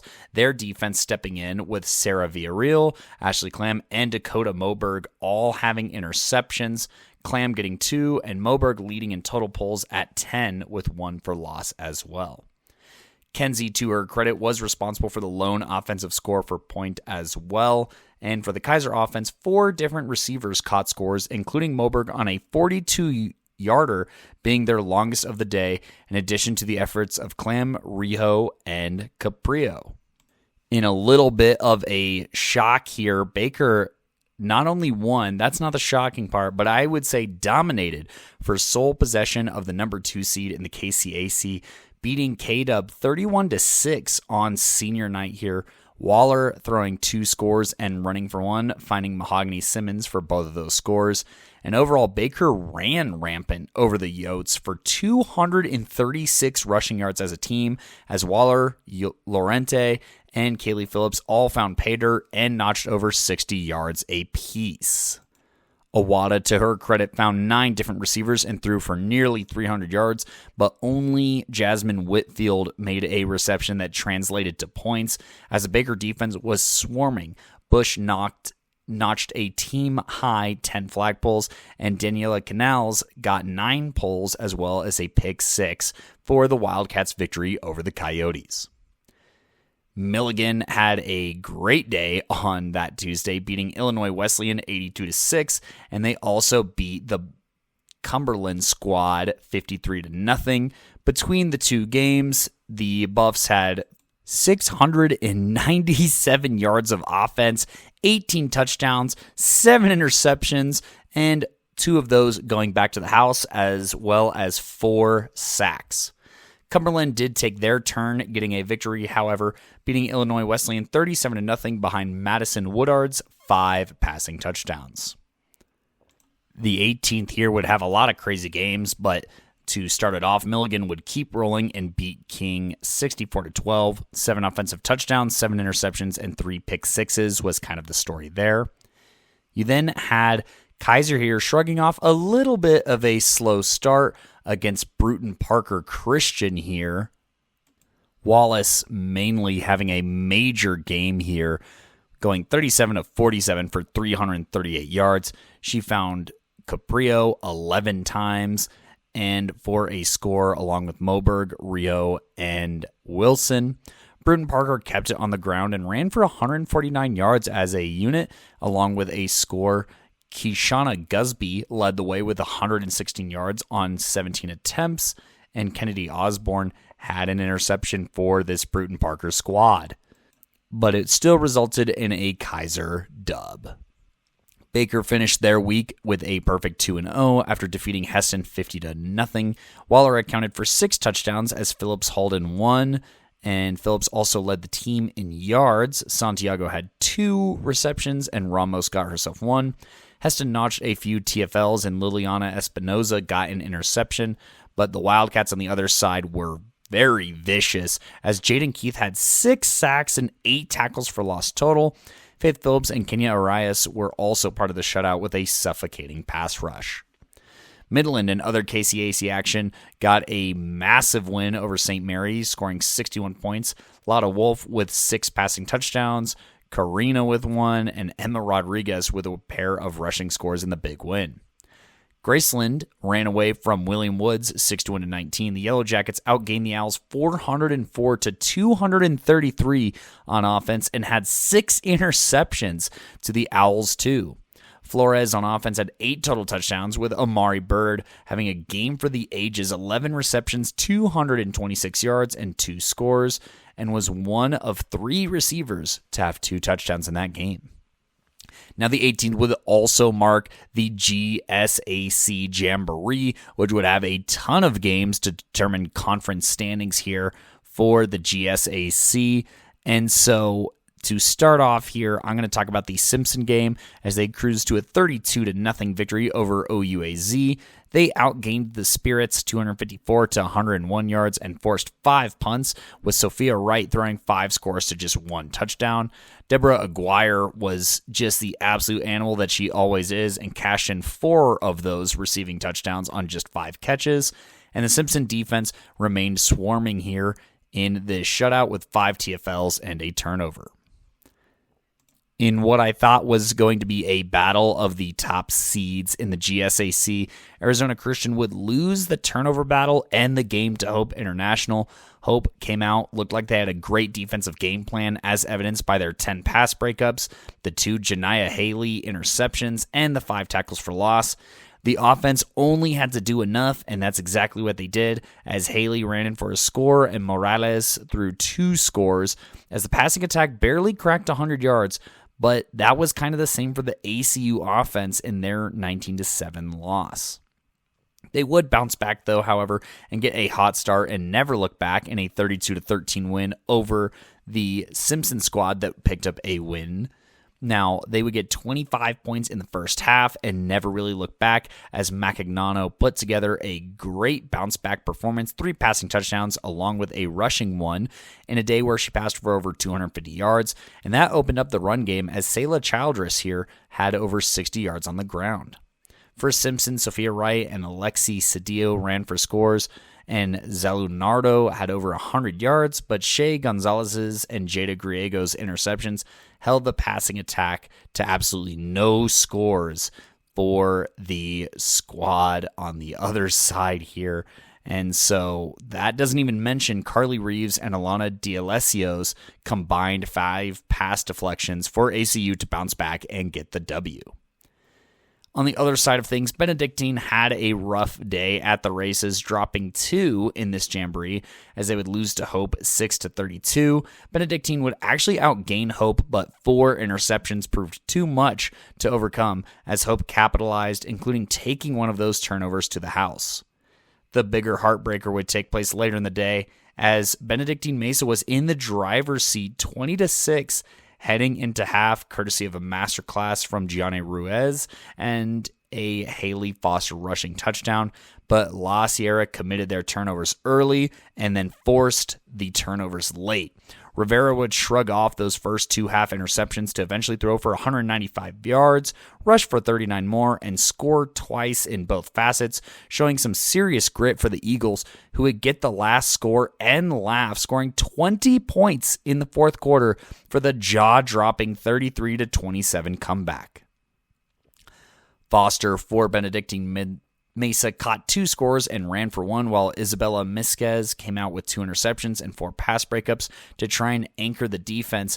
But as mentioned prior, La Sierra would force 3 interceptions of their own and notch a couple of sacks and TFLs to hang tough as Mackenzie McMillan, Kaylee Green, and Lissa Franco all turned up to close the door on Benedictine Mesa. La Sierra would ride that momentum and adrenaline into a tight win over OUAZ 12-0. Once again, this defense is just forcing turnovers, producing turnovers even, like a bakery here. 4 interceptions and no scores, with the ever-familiar Mackenzie McMillan getting 2 of those, and also led with an absolutely insane 12 tackles to wrap up March 18th. On the 19th, the GSAC action continued, and so did the heartbreak for Benedictine Mesa, as the heartbreak might have been too great to put their best foot forward on this last day of this jamboree, as Simpson would defeat Benedictine 49-18. Just Sophia Wright, very efficient under center, 23 of 30, 327 yards, 7 scores. Deborah Aguirre going nuts, 3 scores on 4 catches, 137 yards. Kelly Schultz doing her part with 9 receptions for 69 yards and 2 scores. And then Zelinardo was the last 60-plus receiver with 67 yards on 6 receptions. Ashley Catalina caught the 2 touchdowns from Ruiz for Benedictine, but it was definitely a back-to-the-drawing-board kind of jamboree for Benedictine Mesa. La Sierra's surge continued as they rode through the firestorm. After falling behind early, the Eagles would get another 20-point quarter in the second against ACU to take a lead they'd never lose. Once again, Mackenzie McMillan, Grace Galdamez, and Alyssa Franco all had interceptions, and Galdamez even led the squad with 4 pass breakups for the Eagles. Ariana Rivera capitalized with maybe her best passing performance of the season, going 28 of 38 for 232 yards and 5 scores, finding Galdamez twice and 3 other receivers 4 scores, spreading the defense thin and punching it in on the ground as La Sierra would defeat Arizona Christian 38-19. Hope International would be the other team to come out of this jamboree undefeated, along with La Sierra, cruising to a 22-6 win over OUAZ. A safety in the second quarter, in addition to a defensive touchdown, made it 16-0, which I believe reflects well in a game where Hope held OUAZ to 99 yards. Sorry, I misspoke. A safety, in addition to a touchdown scored by Hope, made it a 16-0 score through the first half, and Hope would hold OUAZ to 99 yards of offense and just fortify them up in their W. Jumping over to some Sun Conference action here, we had Point, who outpaced their opponent in the last frame to pull out the 31-19 win over Florida Memorial. Kariah Williams had another wild ride, throwing for 4 scores and 2 interceptions for 230 yards and a sub 50% completion percentage. Kiara Thomas went absolutely AWOL this game with 4 receptions for 116 yards and 2 scores. Meanwhile, Nyla Knighton had a punt return for a touchdown in a rare special team score, and defensively, Kenzie Fillion continued her very hot week here with 2 interceptions. Meanwhile, Thomas had 1, and Nyla Knighton led in tackles with 5.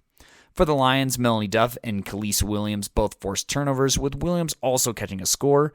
Mariela Morales had 2 catches for 55 yards and scored on both of the throws from quarterback Miracle Washington, who had a quick glance at a nice 3 touchdowns to 1 interception game, but an abysmal 33% completion rate.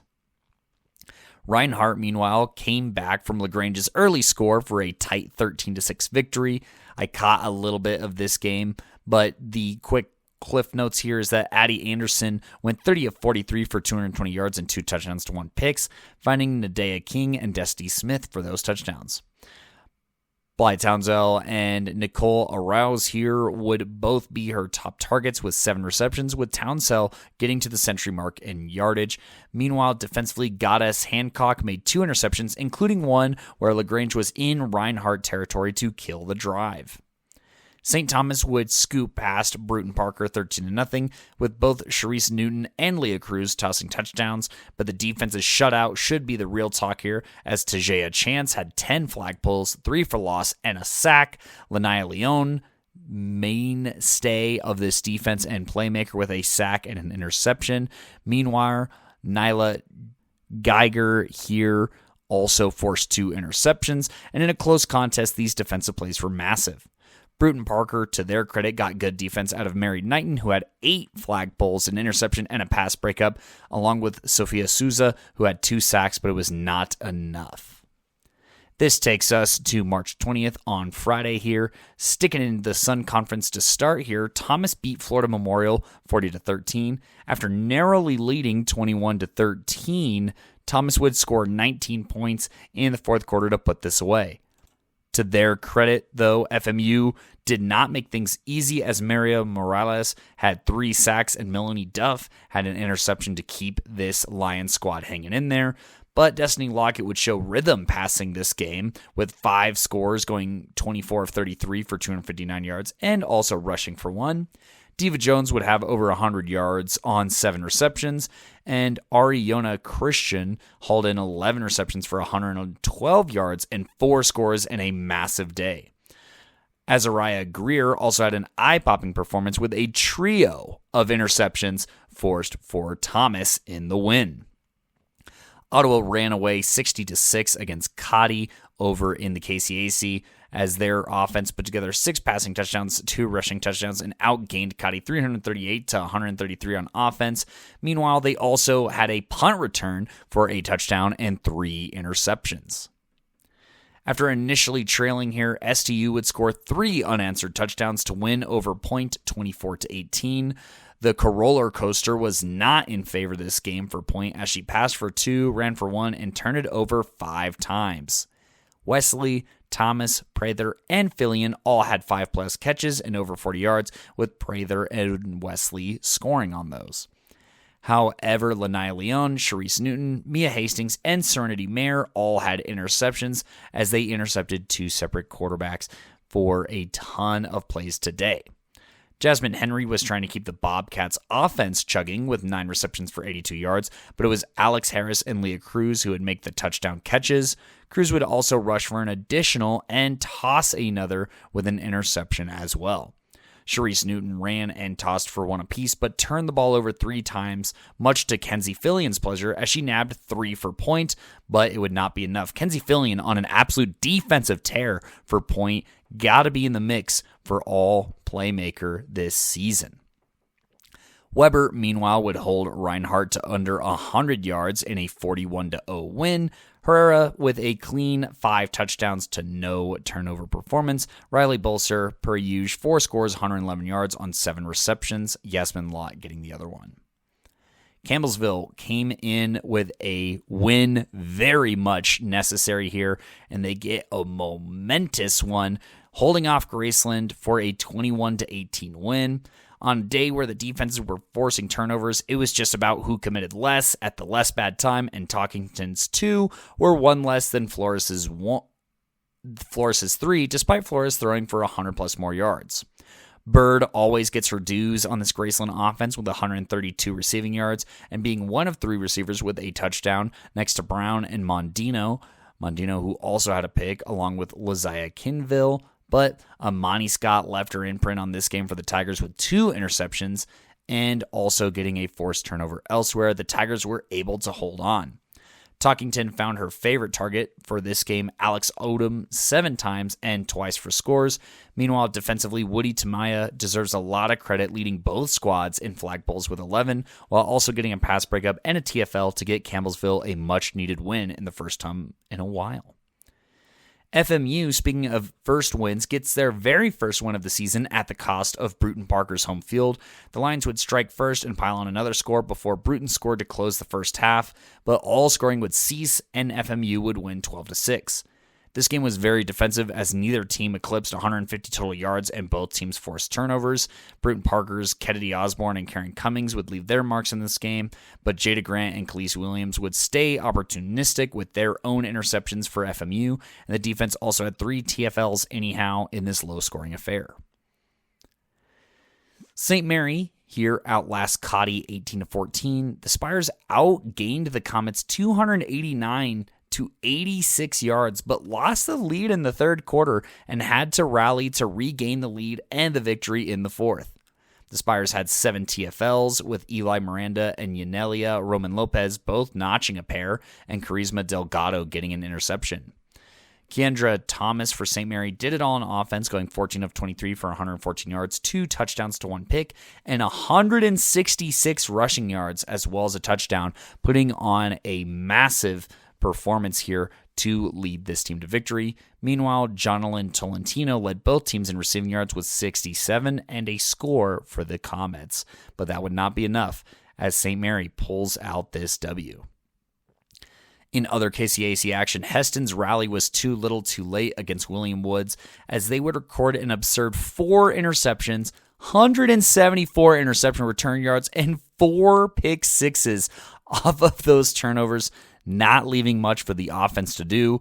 Meredith Ernst, Shemaya Williams, and Olivia Menard all earned their shoutouts this game, with Williams taking 2 of those interceptions to the house, and these players between Ernst and Menard gathering 14 total tackles between the 2 of them.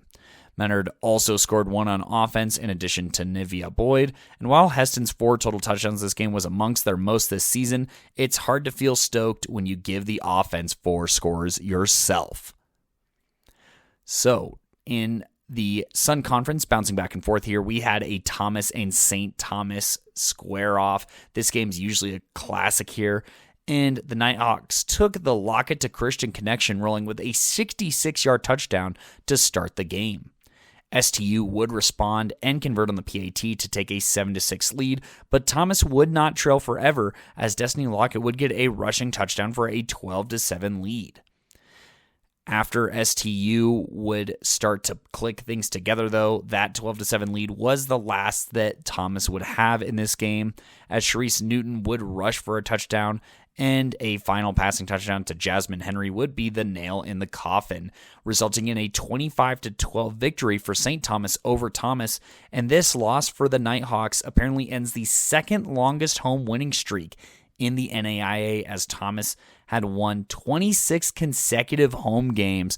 So a brutal way for this to end, as the Bobcats just had an insanely efficient day. Newton going 25 of 28 with 2 passing scores and a rushing touchdown and no turnovers. Meanwhile, the Bobcats receiving corps had 4 receivers record at least 6 catches in this win. Meanwhile, defensively, Nyla, Lanaya, and Sydney all forced interceptions.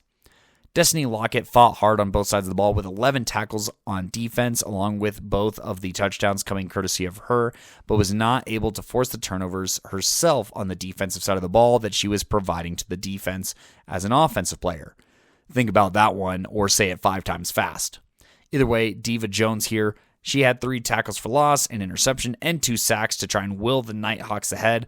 But apparently all good things must come to an end, such as the second longest home winning streak, the Bobcats popping and bursting that bubble for a great week, going 3-0 through all this action. Meanwhile, in a tournament up north that features Midland, Siena Heights, University of St. Francis, and Campbellsville amongst this action, including Graceland, continued, and Midland would defeat Siena Heights to start their morning. Lotta Wolf would throw 4 touchdowns to just 1 pick, with Ducky Archuleta finding the end zone twice in this game. Shout out. Meanwhile, Holiness Hodges had 11 receptions for 109 yards, leading in both categories, with Alyssa Butler and Elia Livingston both getting their due desserts and scoring in this game as well. Olivia Dominguez-Millsop went nuts this game with 4 interceptions on the defensive side of the ball, in addition to Emily Farron's turnover. Both Saunders and Flores got intercepted, but Saunders found Kiamora Dunn and Mackenzie Pope for scores, but the opposing team twice as much. For Siena, Pope led the team in pulls at 7. Meanwhile, Gabriella Sherry and Simone Feitzer both sacked the quarterback, and Dunn got the lone interception, but that would not be enough as Midland rolls over the Saints here. Now, they would find themselves in an absolute dogfight with Campbellsville here, as this game came down to the wire, tied 14-14 heading into the fourth quarter, but Talkington turned in an efficient performance here in one of the Tigers' best games this season, as she went 22 of 36 for 263 yards and 3 scores to no turnovers. Alex Odom being a big benefactor, with Corny's big day cashing in 7 receptions for 168 yards and 2 scores. Wolf, however, was not so fortunate this game, as she did toss scores to Holiness Hodges, but Hodges here with a massive performance, 18 receptions, 132 yards, and a touchdown. Elia Livingston getting in on the action, but Odom and Montez both intercepting Wolf passes to kill Midland drives.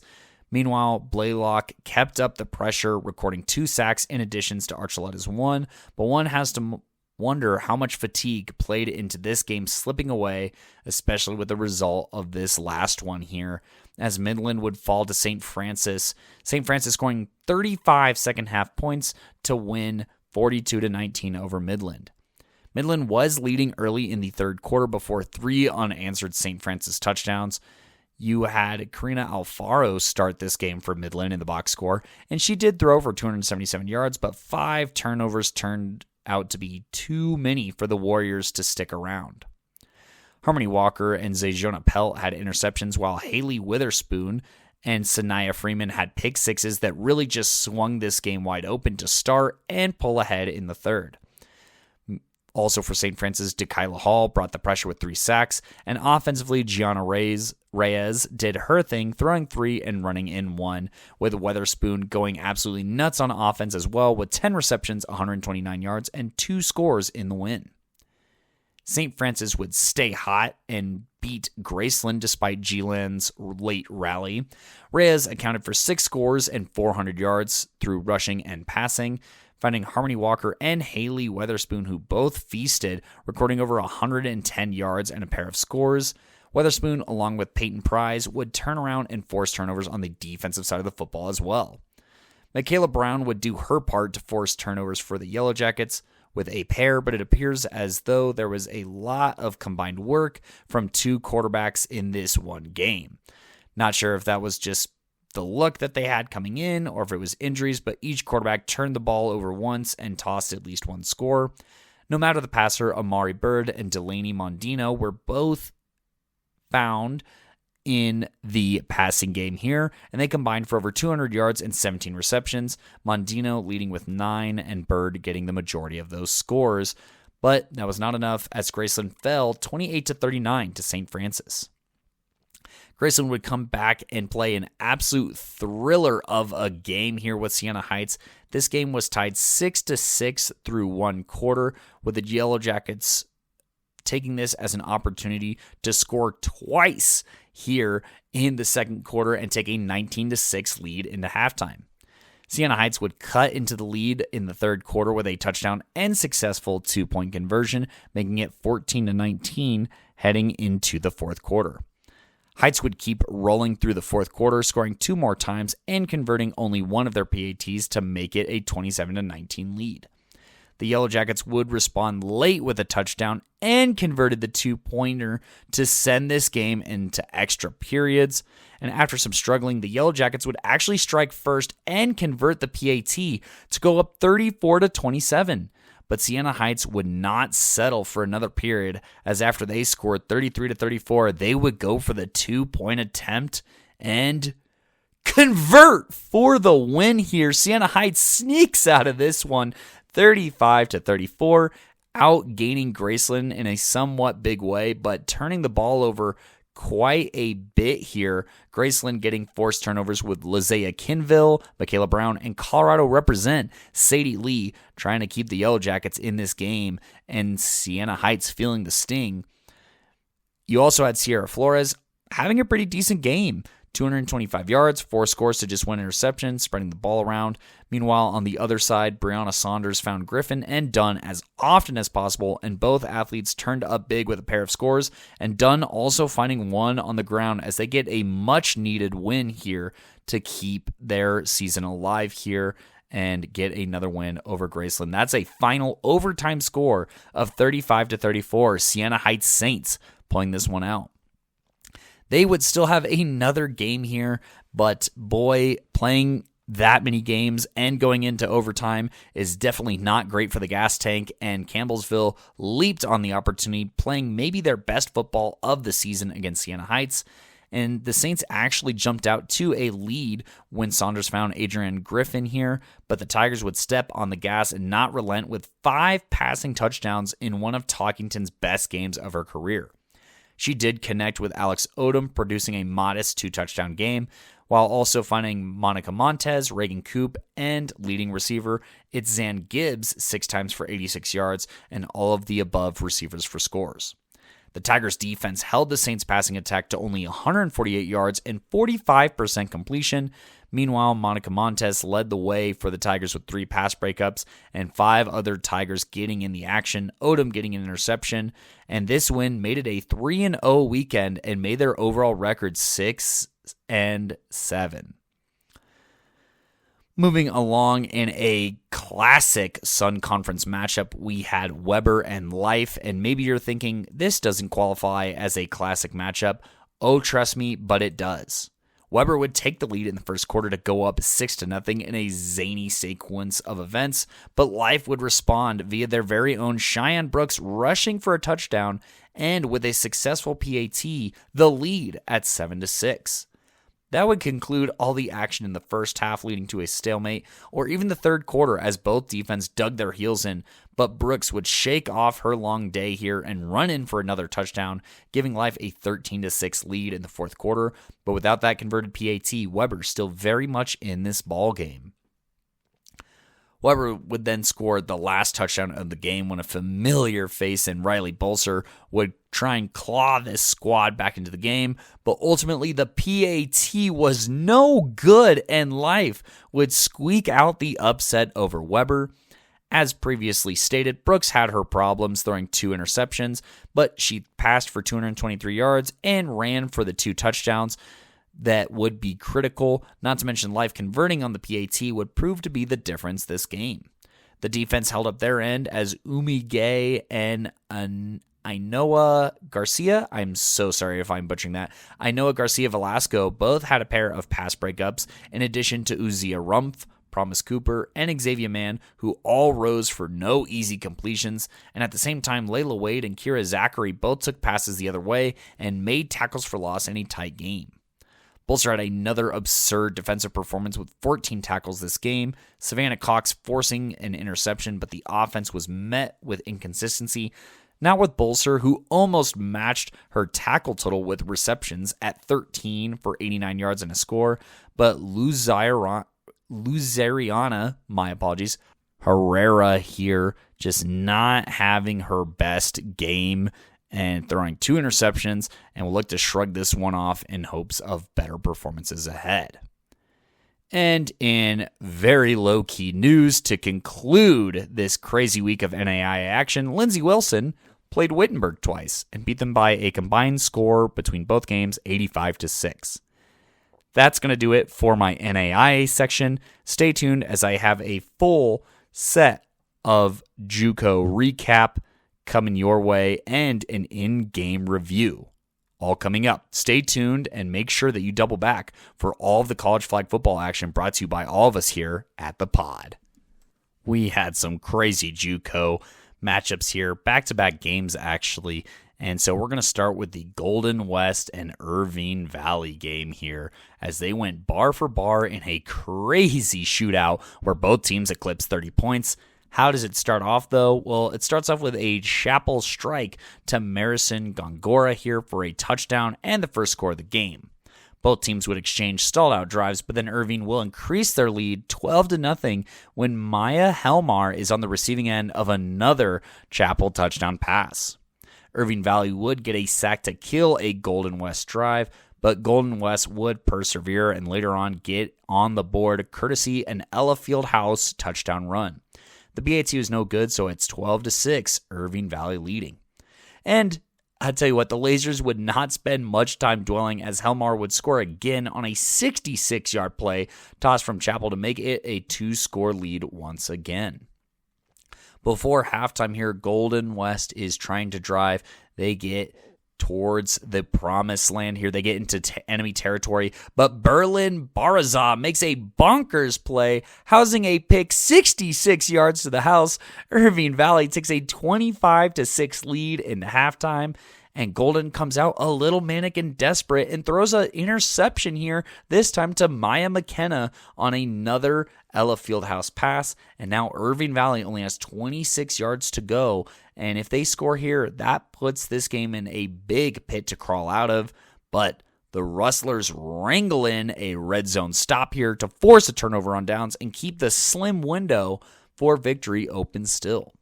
The third quarter would remain quite still until under 2 minutes remain when Golden would close the gap with a Fieldhouse touchdown and 2-point conversion, making it 14-25. Down by 11 here in the fourth quarter, Amari Webb is going to force an interception and return it into enemy territory for the Rustlers. It only takes 3 plays after 2 completions for 22 yards, where Ella runs in it again, this time from 15 yards out, and 10 minutes remaining in the game, cutting the deficit to 5, down 20-25. The game would stalemate for some time, but Irvine Valley would increase their lead here, and without the PAT, they would be up 31-20 here, making it a 2-score game. However, Golden West would not stand down, and Ella Fieldhouse would lead a drive that results in a score 26-31 with about 5 minutes left in the ball game. Golden West would stick around and eventually score the game-winning touchdown here, and Kennedy Bowe would put a bow on the whole thing, tying this game together and securing the comeback 33-31 victory. Ella Fieldhouse was an absolute roller coaster at quarterback, going 28 of 34 for 130 yards and 1 touchdown to 2 picks, but on the ground just absolutely ripped Irvine Valley to shreds, going for 204 yards and 4 scores and an electric come-from-behind win. For the Lasers, Marison Gongora put in work with 10 pulls, multiple for loss, Berlin Barraza had a pick 6, and the offense still scored 4 passing touchdowns between Akela Chappell and Emily Harris, who, they combined for almost 300 yards, but the interceptions just came at the worst of times, and that is a very tough L for the Lasers, who were really comfortably in my top 25 earlier and are now a bit fringe here. And the Rustlers here showed serious perseverance, wherewithal, and pulled out a massive win in this highly competitive JUCO conference of flag football. But that is a crazy final score of 33-31, favoring Golden West in this matchup. Be sure to mind the full game recap for the Saddleback and Cypress game that's even crazier.